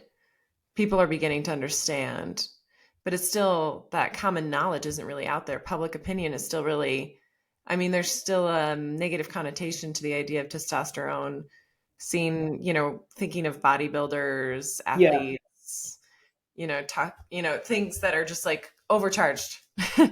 yeah. um, but there's new knowledge that's coming out about it. It hasn't overwhelmed that current thought strain. I mean, the thing is, the knowledge is not even that new. It's been like a good 30 years of knowledge. It's just no one knows about it. Maybe they're discovering some of it now, but the knowledge itself is not new. The research is not new. It's just like no one looks at it. Yeah, and the definitely the steroids gave testosterone a bad rap. I mean, those guys were not taking testosterone; they were taking like synthetic anabolic steroids, which were kind of forms of what they were trying to do. They were trying to make some form of testosterone, but they were way too strong and causing side effects, heart issues, and what they call it, roid rage. so, Mhm. so all of a sudden that confidence and that sort of became anger. So it was a little too strong. I think you see the same thing in like female hormones. There's a big backlash with the WHI trial, and then all of a sudden everyone thought that estrogen was bad. But when you look at bioidentical estrogen, like mainly estradiol, there's no harm in that, right? But if you look at the synthetic forms of estrogen that they use for that trial, there was harm with that, right? And even the synthetic forms didn't harm that much, but honestly, on the grand scale of things, but the harm was only seen with the synthetic stuff. And if you look into the actual contents of the synthetic estrogen, it's like 15% actual human, like bioidentical to humans. Like the rest is like horse hormones, Oh, you know. yeah. So it's a lot stronger than what's the human body needs or can take. In some instances, causing like ruptures in arterial plaque and such. That's what caused the issues. Yeah. Okay. Okay, so let's dig into actually doing this, what to expect, like side effects, like the testosterone that's out there, it's 100% human, right? There's no, Yeah. in terms of what we're talking about, everything's safe, like, so what to expect, the delivery methods, the tips, the side effects. Oh, okay. Yeah, this is good because the other concern would be Oh, go ahead. Yeah. the other concern would be hair loss. Okay, hair Yeah. loss. Yeah, and the hair loss can be explained kind of the same way as the prostate stuff. But there is a saturation for the hair follicle too, and that level seems to be about 300 nanograms per deciliter. So it does stimulate the DHT. Also stimulates the hair follicles, right? And some in long and short of it, it's genetic. So if you're going to lose hair, you're going to lose hair. If you're not, you're not, right? So, but there is a general concern with men that like I'm going to lose my hair if I take testosterone. You're going to lose your hair if you're going to lose the hair. If you're going to lose your hair is the real answer, So the testosterone does not like accelerate it or anything. There is a small percentage of men, probably I want to say like 1 to 2% or something like that has some sensitivity to testosterone and does thin their hair. We don't see it often because, like I said, like 1 to 2%, right? But if that's the case, we usually our staff has to prescribe something to block the testosterone at the hair follicle, like usually like finasteride or something like that. Those are the general hair loss drugs anyway, like that people take. Like, Is it okay to be taking a hair loss drug at the same time as testosterone? yeah, completely. Yeah, some work better than others. So yeah, but yes, we have some people It's on got to it. be pretty common, I'm Yeah, guessing, I for mean, the age group. but we need to know that if that's something you're taking though, because we might need to adjust the dosages to make everything work how we want it to. So Makes sense. So, any other side effects? I would say side effects when you transition into new levels of hormones, you might get a little acne. Like that's a really real temporary. Puberty all over again. Oh It is no. like exactly like so when your hormones spike, like your body adjusts and you might have a little acne, right? Uh, How long does that last? oh, okay. So this is where the lifestyle and diet and exercise and sleep and all of that, and also hygiene come into play, right? So this is going to be individualized. Not long, but like the better your lifestyle is, the less effect it has on you. Like some people don't complain about it at all. Some people have.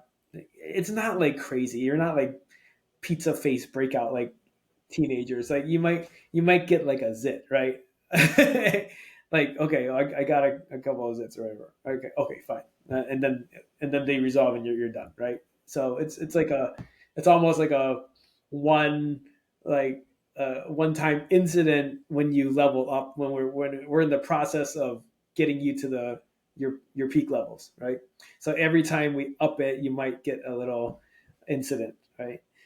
If you have more than that, that means you probably have some inflammation and stuff going on that you probably want to address anyway, and then we can actually give the patient something to help reduce the effect it has on skin, right? Because the DHT again goes to the skin. The testosterone breaks down and goes to the skin and the hair, right? The hair is a part of the skin. So if you're having a little excessive acne troubles, we just give you something to counteract that until you get past your adjustment for a couple weeks, and then everything's fine. Okay. Other side effects, infertility, right, is the biggest one we talk about. And so just know that that's something that you got to be okay with, right, if you're going to do it. And like I said, most men, they're not even of the age that they're thinking about testosterone until after they've had their kids, right? So, and that's not true of everyone, of course, right? But that's something to know. Infertility is something you want to think about. This idea of blood thickening, okay? And so what the confusion is, the general public or medical community will think of a raised hematocrit and red blood cell count in your body as the same as a condition called polycythemia vera, which means all of your blood cells have increased, right? And if that's the case, if you truly have this disease, it's a bad thing because it increases your chance for like heart attack or stroke because your platelets go up too, and your platelets are the clotting component, okay, of your blood. But when you look at increase in red blood cell counts in hematocrit in testosterone therapy, it is the same thing as you would see in high altitude training. Are you familiar with? Speak to me like I don't, because I'm sure some of the readers and listeners won't know, and I don't know well Yeah. enough. So, yeah. Okay. So high altitude training, like there's a lot of professional athletes, like cyclists, and like even like MMA fighters that will go up into higher altitude areas where the blood is or the air is thinner. Okay, there's less oxygen content. And then what happens is your body starts developing your blood, adding thickness, if you will, to be able to capture more oxygen and carry more oxygen. Okay, so like oxygen is the fuel to your cells, right? And then what they do is they let their body adapt to that for a couple months or whatever it is, right? And then they come back down to regular elevations, and now they have this increased capacity for oxygen in their blood, and so they got a lot more energy, right? So they have a lot more endurance, and that's why people do high altitude training. So if you look at the blood of people who live at high altitudes, their blood is quote unquote thicker, right? Because they're at a level where it's hard to get air, so their body has to adapt. So that's what the same thing that happens when you take testosterone from outside source. Your blood does the exact same thing, and that's probably why you can have better performance, better endurance, better energy, right? Better strength, because your blood is quote unquote thicker, right? But if you don't understand this, a lot of people see this as an issue, and think like, oh, you have this disease and you're going to have a heart attack or a stroke. But it's actually no, it's like you just did high altitude training, but you didn't actually have to. So they're finding the blood difference, and that's an indication of something, but it hasn't scientifically it hasn't resulted Right, in occurrences of, you know, cardiovascular issues or strokes. Because actually the studies that I was reading in preparation for this were signifying the opposite, right? That it's, causes a decrease in those probabilities.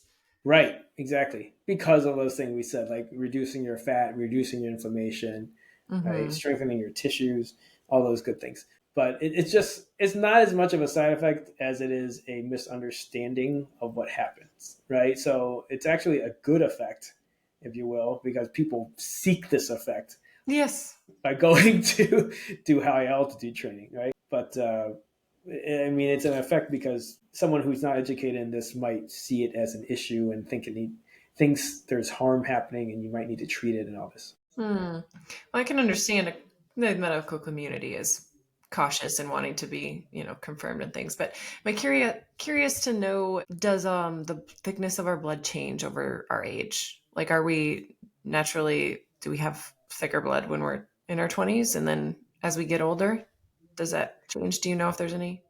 I don't want to. Yeah, research backing. complete research backing it, but I believe so. I think our blood gets a little thinner as we age, as our production capacities go down, But again, that probably is highly affected by our lifestyle and genetics as well. So, but as a aggregate, do we? I'm thinking so. That would be But interesting to follow up on, because it seems like in all the cases of testosterone optimization, your body's being restored to kind of like an earlier setting, yeah, exactly. and perhaps that blood is thickening is kind of just another reflecting Yeah. aspect of that earlier setting. Yeah, that's an interesting thought. Yeah, that's Well, good. yeah, well, should not. I am no credible source.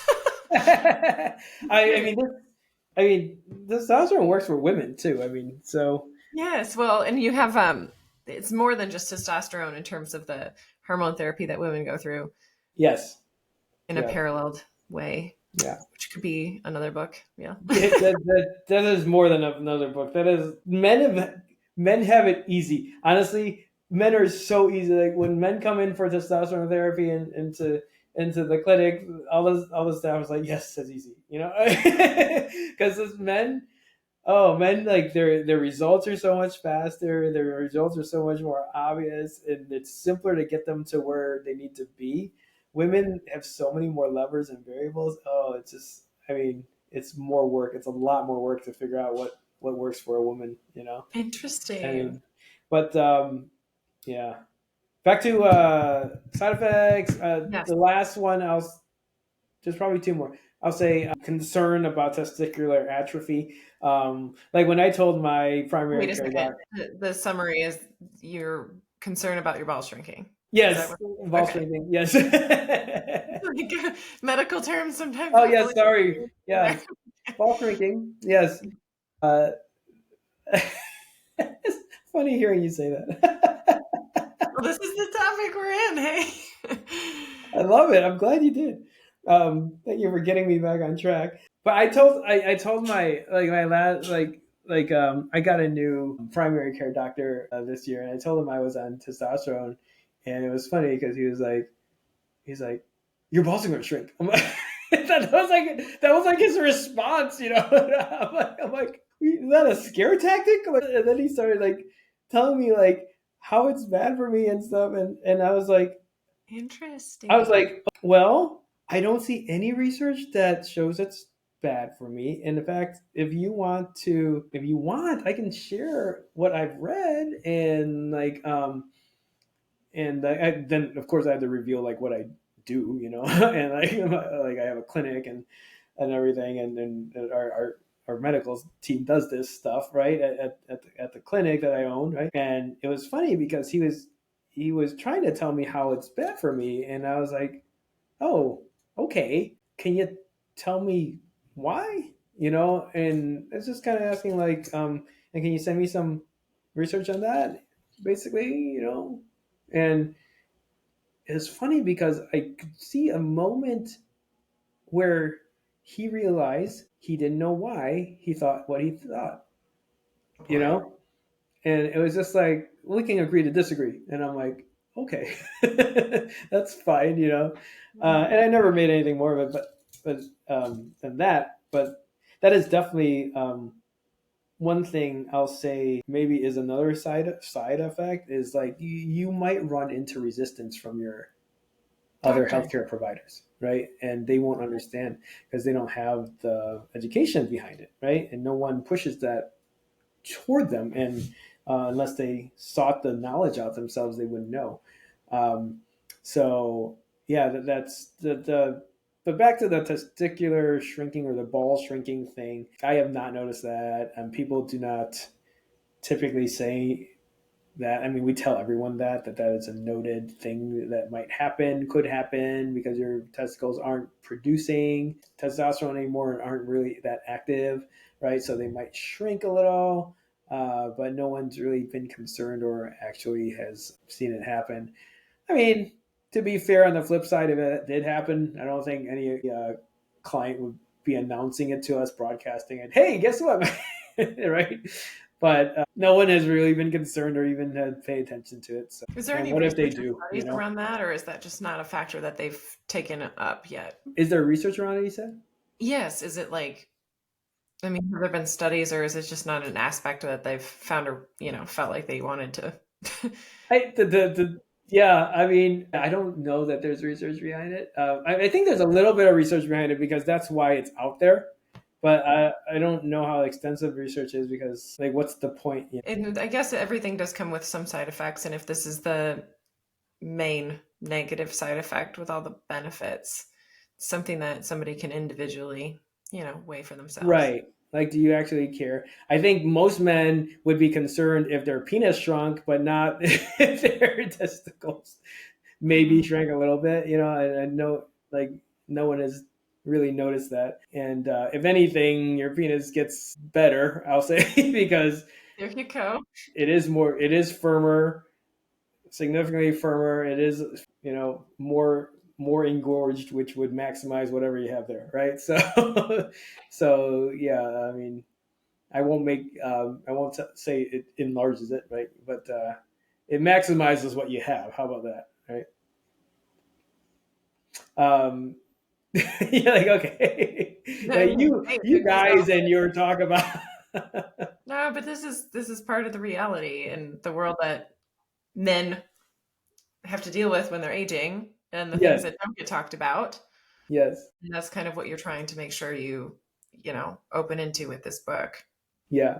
which is And the final thing to be cautious of depends on your method of application, right? So we can kind of okay. segue into that because we're supposed to talk about Yes, let's that talk too, about right? that. Mhm. So method of application: creams, not gels, but creams, like the transdermal creams, meaning the creams that you can apply that seep into your bloodstream through your skin, right? So those are the best form of delivery of testosterone as far as getting your levels the highest and having the most consistent levels.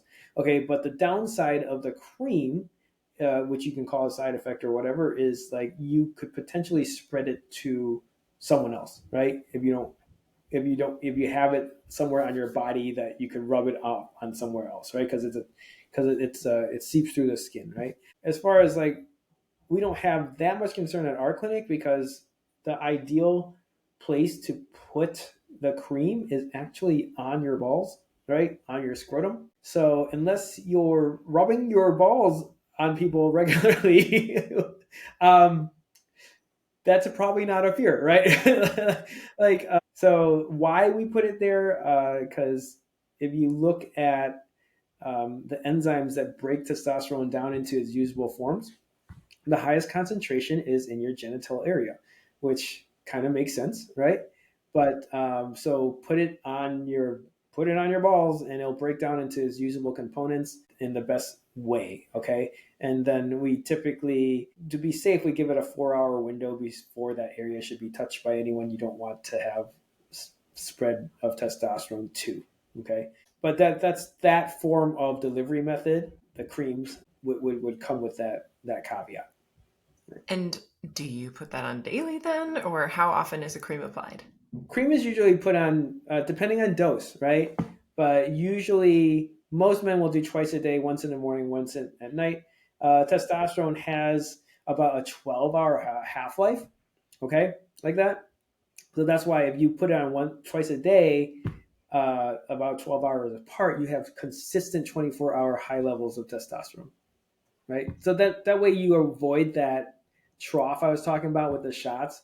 Because if you do like a 10-day shot or a week shot, right, you're gonna have like spiked levels, like 1,200 levels of total testosterone, and then you're gonna like dive down slowly, gradually, like come down the hill to whatever, like 300 level or something like that, 200 level, and then you gotta get another spike, and then so you might get this kind of like roller coaster effect, where if you do a cream, you're going to be constantly like that little peak and trough is going to be higher up and smaller constantly throughout the day. So you're going to fluctuate like at top levels instead of like taking this drastic up and down throughout like a period of a week or 3 weeks, depending on like what form you take. Okay. So are you mostly recommending creams, or are there different people who injections or pellets are better for?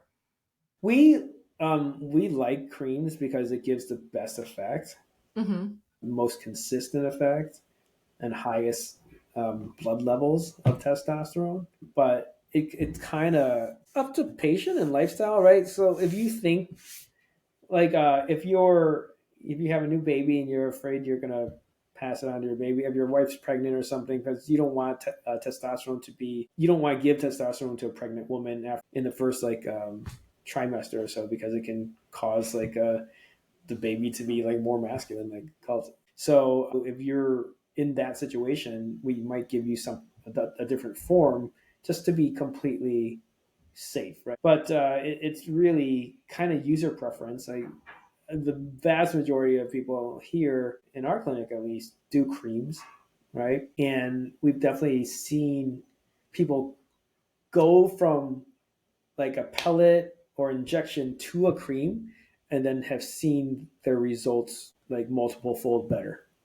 So like we had one patient, we'll call him, how about he was on a pellet. So a pellet is another form that you can put in, and it's a minor in-office surgical procedure, small incision, and you inject basically you place right under the skin like a little button type pill thing into the body, and then you don't have to mess with it for like a month, and then kind of the same way as the injection work, you have a huge amount, and then it gradually whittles down in your body. So he was doing that for a while, and he felt fine, because he was a very active guy, exercised a lot, had good energy, didn't feel bad, right?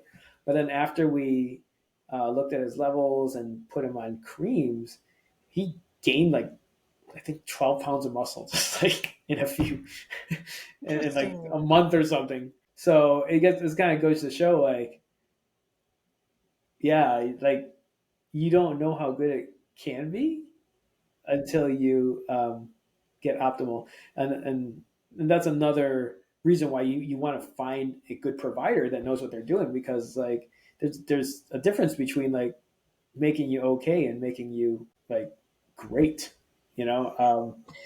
which I mean some people might not care, but I think most of the people we work with, if you're doing it anyway, you might as well get your top results, right? So how long do people do this for? I mean, do we even know the answer to that yet? Or are we kind of a part of the generation right now that we're going to discover that with? And like, what if someone wants to stop, or is there a reason they'd want to stop that might come up? That's kind of one of the main concerns and questions when people ask about this. Do I have to do this forever? How long do I have to do this? And my answer is always this, right? No, you don't have to do it forever, right? It's completely a choice. The truth is this, right? The dirty truth is you're aging. Your body can only do up to a certain amount now. And if you wanted to do more than that, you need to do something else, right? You need to get a natural, unnatural treatment, right? It's all natural, but we're not giving you anything that's not already in your body that it already produces. We're just amping it up, like vitamin D is in your body or whatever, right? But if you don't have enough, we give you more vitamin D. Same thing, like testosterone's in your body, but if you don't have enough, we give you more testosterone. When do you stop taking your vitamins? Whenever the heck you want to. Will you feel as good and have the same effects? No, but you don't have to do it, right? It's like the question comes back to you like, okay, well, how long do you want to feel strong, have more muscle, less fat, have better well-being, have more energy, protect yourself against heart disease, dementia, diabetes, loss of bone, protect yourself against cancer? How long do you want to do that? I mean, you answer, like if you want to keep doing those things and feeling good, looking good, then keep doing it. If you don't care anymore, then stop. Can you just stop? Yeah, you can totally stop. Do you guys want to stop? No, because they know how they can feel, right? Are there weird circumstances that you might stop, or rare? Yeah, maybe if you get prostate cancer or something, then you might have to stop, right? Because general guidelines would be like, do not treat with prostate cancer while you're do not treat with testosterone while you're on prostate cancer. I mean, are there studies that kind of show that maybe that's not even true? Yeah, but like yeah, general rules don't. So aside from that, like it's completely a choice. It's like how long do you want these benefits? Are you if you're done with these benefits and you don't want them anymore, then okay, stop. And what happens? Your body's going to go back to its production within a couple months. So you're going to be producing at whatever level that you would produce it at that, at your age and health and whatever it is. So, Nolan, it's going to be interesting because what I'm hearing is that, at least for you, you're going to be taking this until the day you die. And I think that it's fascinating because we've got the baby boomer generation who are now probably your ideal clients, if not a little late to be coming in as clients. And now, what is it, Gen X? That's probably the up and coming clientele. And it's going to be fascinating because this sounds like it'll be the first generation with like baby boomers where you might have examples lasting into like their 90s and 100. We don't have those people to talk to right now, at least not off your roster, but those studies and those examples are going to be forthcoming, but it's the generation we're presently in. Yeah, it is because this is the push. Because this is an exciting time because there's so much more awareness and desire to be well now. There's so much more interest to towards health and wellness. Like it's not like people are really thinking about quality of life now, right? I think they're realizing, and I see this every day. People are like kind of like it hits them, something hits them and triggers them, and they're like, I'm getting older, and like my predicted trajectory for life is going to be still quite long, right? And then they start noticing stuff about themselves like, I'm not that healthy anymore, or I don't have energy anymore. I can't do XYZ anymore. And they're like, and then there's this like a conflict in them, right? Like I'm like, what am I gonna do? Like, am I just gonna keep declining? But I know I'm gonna get significantly older, and they come to that crossroads in their mind. They're like, shit, like what's happening? And there's this like mild panic that I see in their face, like when they come to that realization. Like I'm like, don't worry, there's stuff you can do. you Yeah, completely. It's a thing. Yeah, but like I don't even think about it that much because I'm like, hey, I see it as this. Like I said, I try to eat well, I exercise. The other thing I'll do is I'll do my hormones, right? It's like I just see it as a necessity of life. Like like if you're doing creams, like doing creams, like okay, in the morning I brush my teeth, I might put on some moisturizer, and that's just part of the routine. I put on some testosterone, it's just like self care, right? And I think people like kind of overthink it, you know. It's like this little thing of self care you could do to keep yourself healthy and optimal. Like you don't have to do it. You don't want to do it, then don't do it. It's not that it's not that big of a deal, though. I will say the injections are kind of a pain because like they are literally a pain because you have to like poke yourself in a needle, and and there there's a little process where you have to do it. The creams get to be just routine. The injections, they're also testosterone is a fat based molecule, right? So they tend to come in. The injections come in like a fat, like an oil, basically, right? To hold the testosterone in there, and since it's thick, the needle's a little thicker to get a good injection. So it kind of hurts, right, a little bit. There's no ingestible form yet, huh? Like, There have been ingestible forms. The levels aren't really good. They're basically garbage as far as like interesting. what you can get compared to what you really need to feel good. And there was formerly a big issue with the initial ingestible forms that they try to make, which caused some liver issues because of how it was processed. The newer forms don't get processed through the liver. I think they get absorbed through the lymphatic system.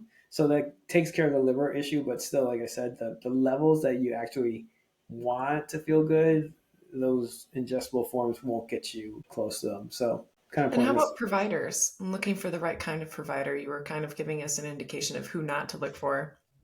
and that there's people out I there who. would, I would stay away from those online quickie, like I don't even know who you are. I'll give you some testosterone, because you want someone who knows the data, the research, and knows how to get you to your optimal levels, right? I like the people trained through WorldLink. They are probably the cream of the crop as far as like knowing their shit, like knowing what to do and like having the right research and the guidance and the experience. They have an amazing team over there that has decades, literally decades of experience, and also they're always up on the latest as far as research goes. Is that how your team and you have been trained through WorldLink? Yeah. Okay. And so we could find that on a provider's website, probably. I don't know that everyone lists that, but Okay. you can get listed on the WorldLink portal as a provider. Like a patient was looking for a WorldLink trained provider, they could go on the WorldLink website and then find who has been trained in their area that they could reach out to Okay. and get And are referral. you an option for readers and listeners? I honestly don't know. Well, I mean, to explain to us, like, how, if anybody was interested in talking to you about this, like, you're Oh, licensed in Illinois and. yes. I mean, I'm not a prescribing hormone physician though, because I'm chiropractic, but definitely my team and my staff um, are are available. So it'd be reaching out to balanceflow.today, and requesting an appointment, and our team would go through everything that needs to be done to get labs and a consultation set up, and interpret those results with anyone who's interested. Make our recommendations. Yeah. But we just, a client would have to come and establish care with you in Illinois, correct? Yes, because we're an Illinois entity. So how the licensing works is they would have to come to Illinois to make a patient client, doctor patient or client patient relationship, or provider. What am I trying to say? Provider client relationship. That relationship would have to be established in Illinois. Yeah, And even if then, it's virtual, they'd have to be in Illinois to do it. Yeah. sure. And then either with you or others, like maintaining this conversation with your provider over time can be done remotely. Yeah, yeah, that's easy. Yeah, most of our patients and clients, the regular follow up meetings and stuff are all remote, and the system's pretty easy.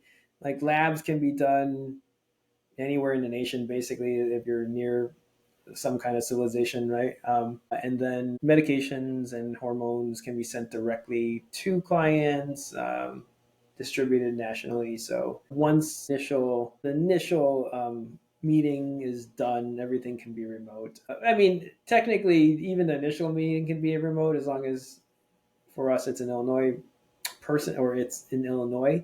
But we like to get some actual body measurements and things like that to track progress. So it's more beneficial to come in physically the first time at least, so we can get some like a really thorough idea of the baseline health and situation. Well, that's wonderful because you guys are taking care of the whole picture and talking about, lifestyle as medicine in addition to hormones for those who it's the right thing for.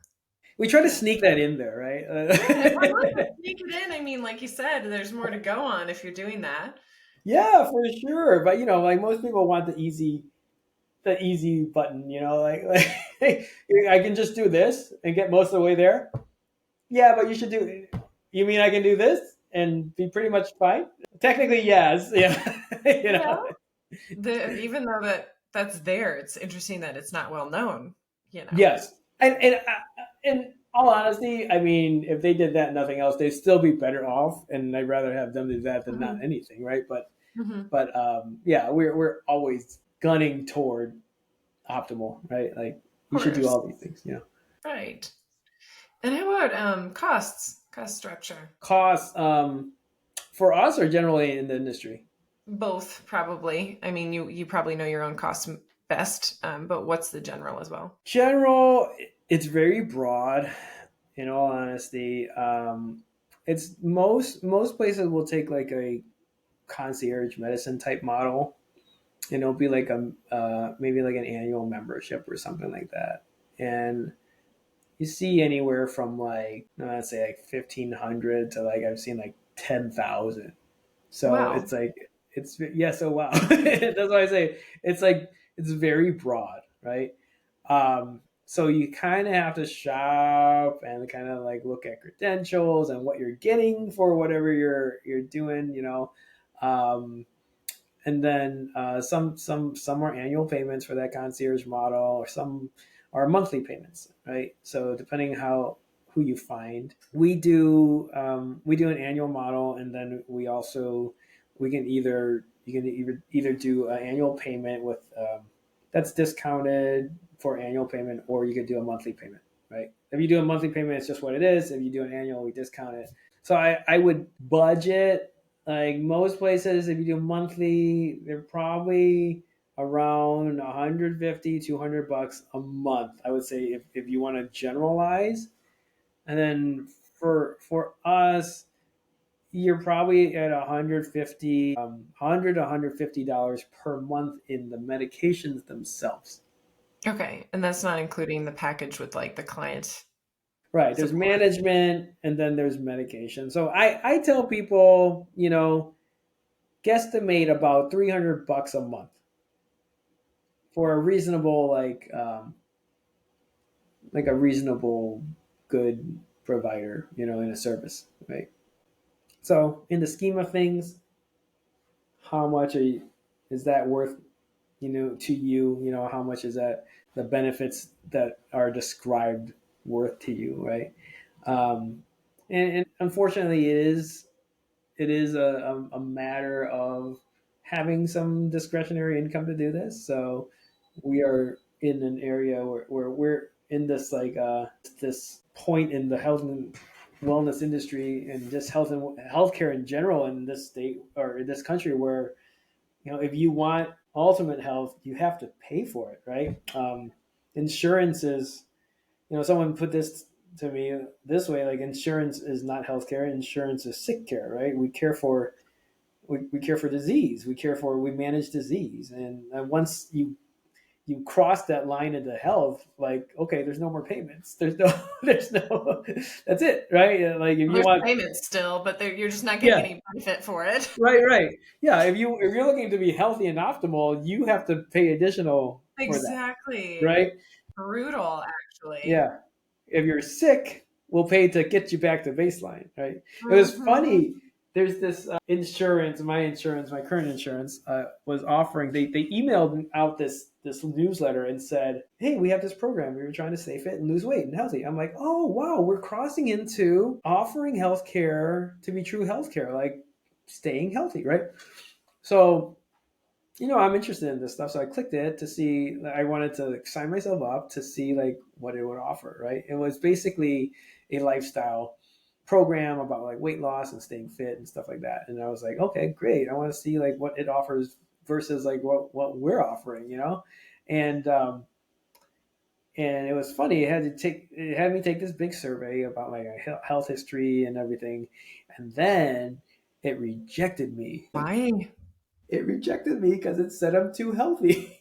Oh, what? So it was geared toward people who were in poor health, that needed to, like, lose weight to get probably past some, like, statistical, like, level where it reduces their risk for more healthcare spending, right? But since I was at, like, a certain BMI, and like, had good health history with smoking and substances, and no, like, events and diseases, like, it said I'm too healthy, and I didn't need the program, and it didn't let me in. I didn't Well, you qualify. probably didn't need their program, but still, the Right, idea. but I mean, the thing is, I was thinking, like, oh, we finally, shifted mindset, right?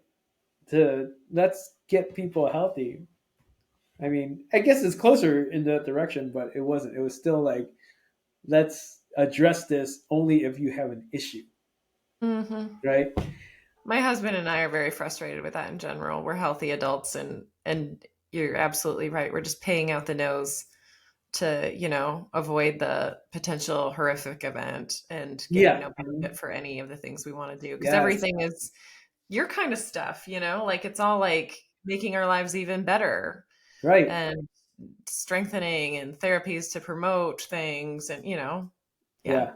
Yeah. I mean, one take that I was actually considering with this book was like, can I talk about, because I have a master's in acupuncture, which is a lot in traditional Chinese medicine, right? And one of the first things you learn about Chinese medicine is the philosophy is very different, right? Uh, in the coursework, it was this concept of, okay, ancient Chinese physicians were paid to actually keep their patients healthy.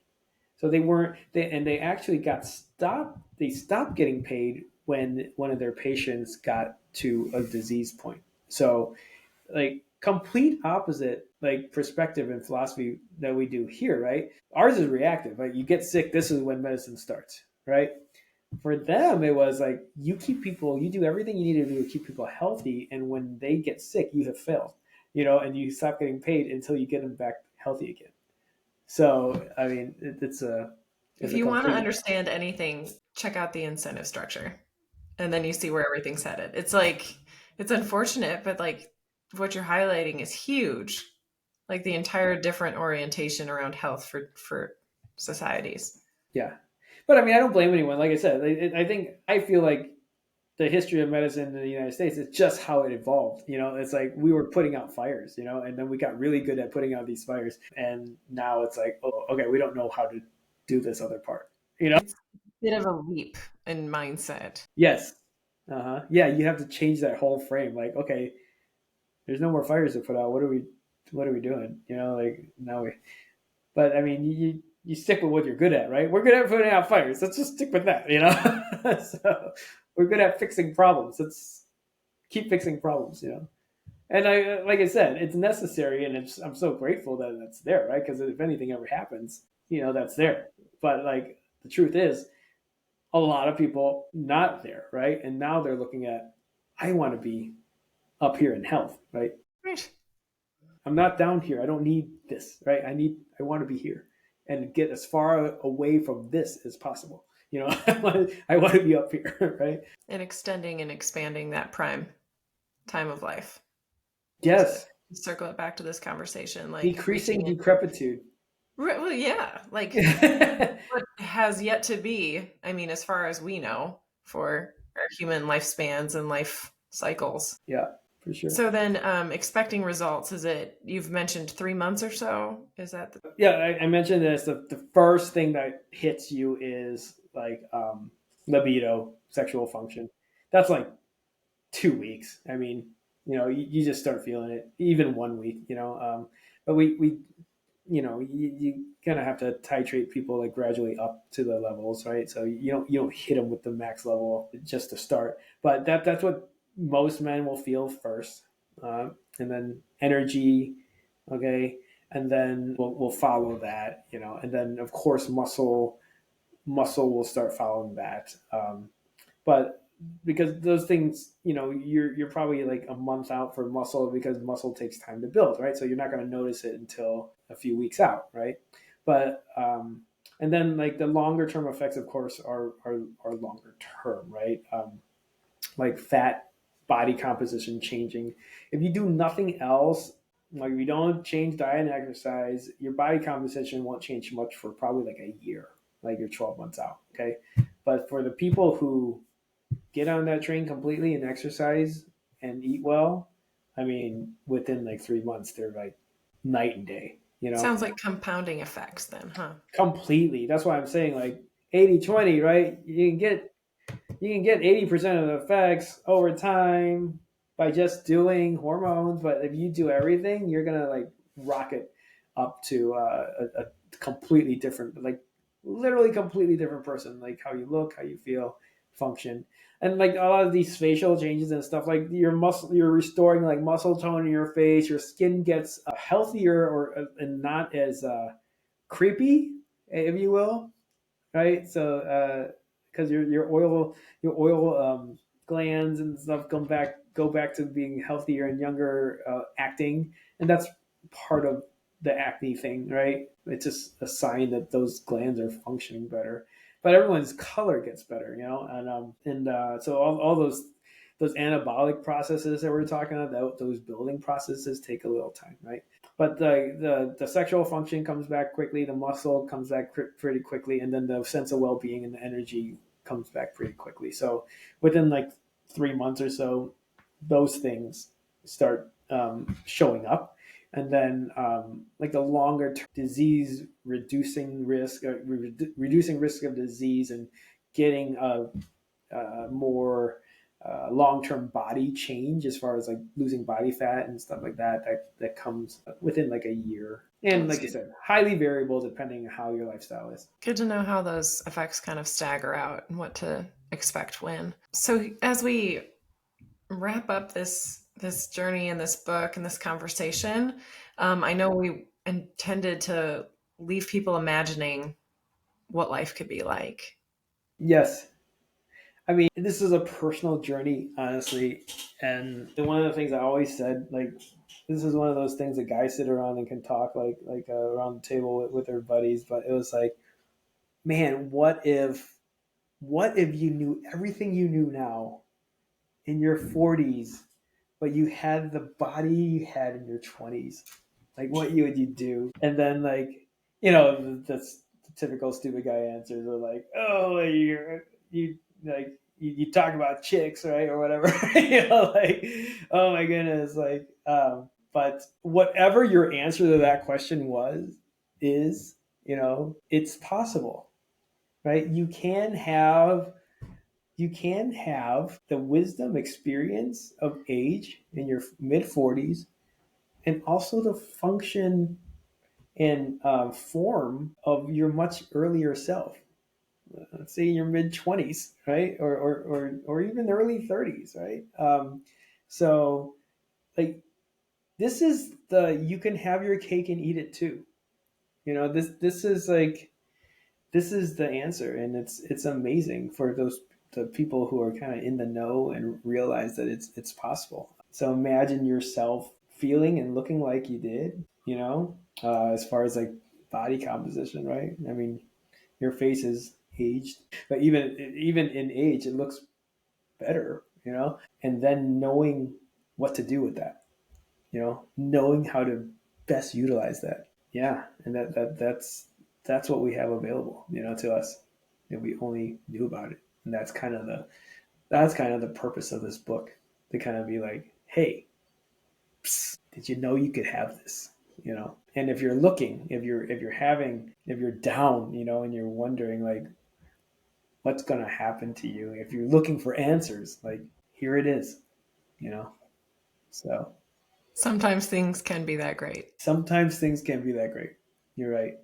This is one of those things, one of those rare things, and it's pretty cool from personal experience and from the research, and then from seeing people in our clinic, like how it's changed their lives. It's amazing. Nolan, thank you so much for bringing your own personal history and inclination to health and curiosity around this field of like, how to optimize things, and knowing how much you've channeled that into your entrepreneurial work and your work as a chiropractic doctor and an acupuncturist and all the things you're doing. But now expanding this beyond just what you're doing for yourself and for your clients, but for getting the message out there, and not even necessarily just to, bring in more business for yourself, because that's not, unless they're in Illinois, that can't be the Yeah. case. I mean, But to just expand the conversation, because I think it's really an interesting one to take on around the prime of our lives. And like, as we live longer, what are we going to expect the quality of our life to be, and how can we address that question? And I think it's just really important and interesting to dig into these things, and even these finer, more personal points that have happened throughout this conversation, that thanks for taking it on with me as a woman, because I think that that's important that we all know about, like, about this for your spouse and the men in your life, your dad, your father-in-law, eventually your sons. It's just important to kind of have the full context of our animal bodies, and what it feels like to live in them throughout decades, and what it could be, you yeah, know? I mean, I just like I just kind of I'm trying to be a voice to kind of share this knowledge. I mean, I don't like I said I don't even prescribe it. It's like it's not even under my scope of practice, But I know about it. I know the research. I know the experience. I know what it does. I'm basically like scholastic, but I can still share the information with people, right? And hopefully someone's life can be affected positively, and maybe have answers for themselves that they may not have had before, or at least have some hope, right? That's right.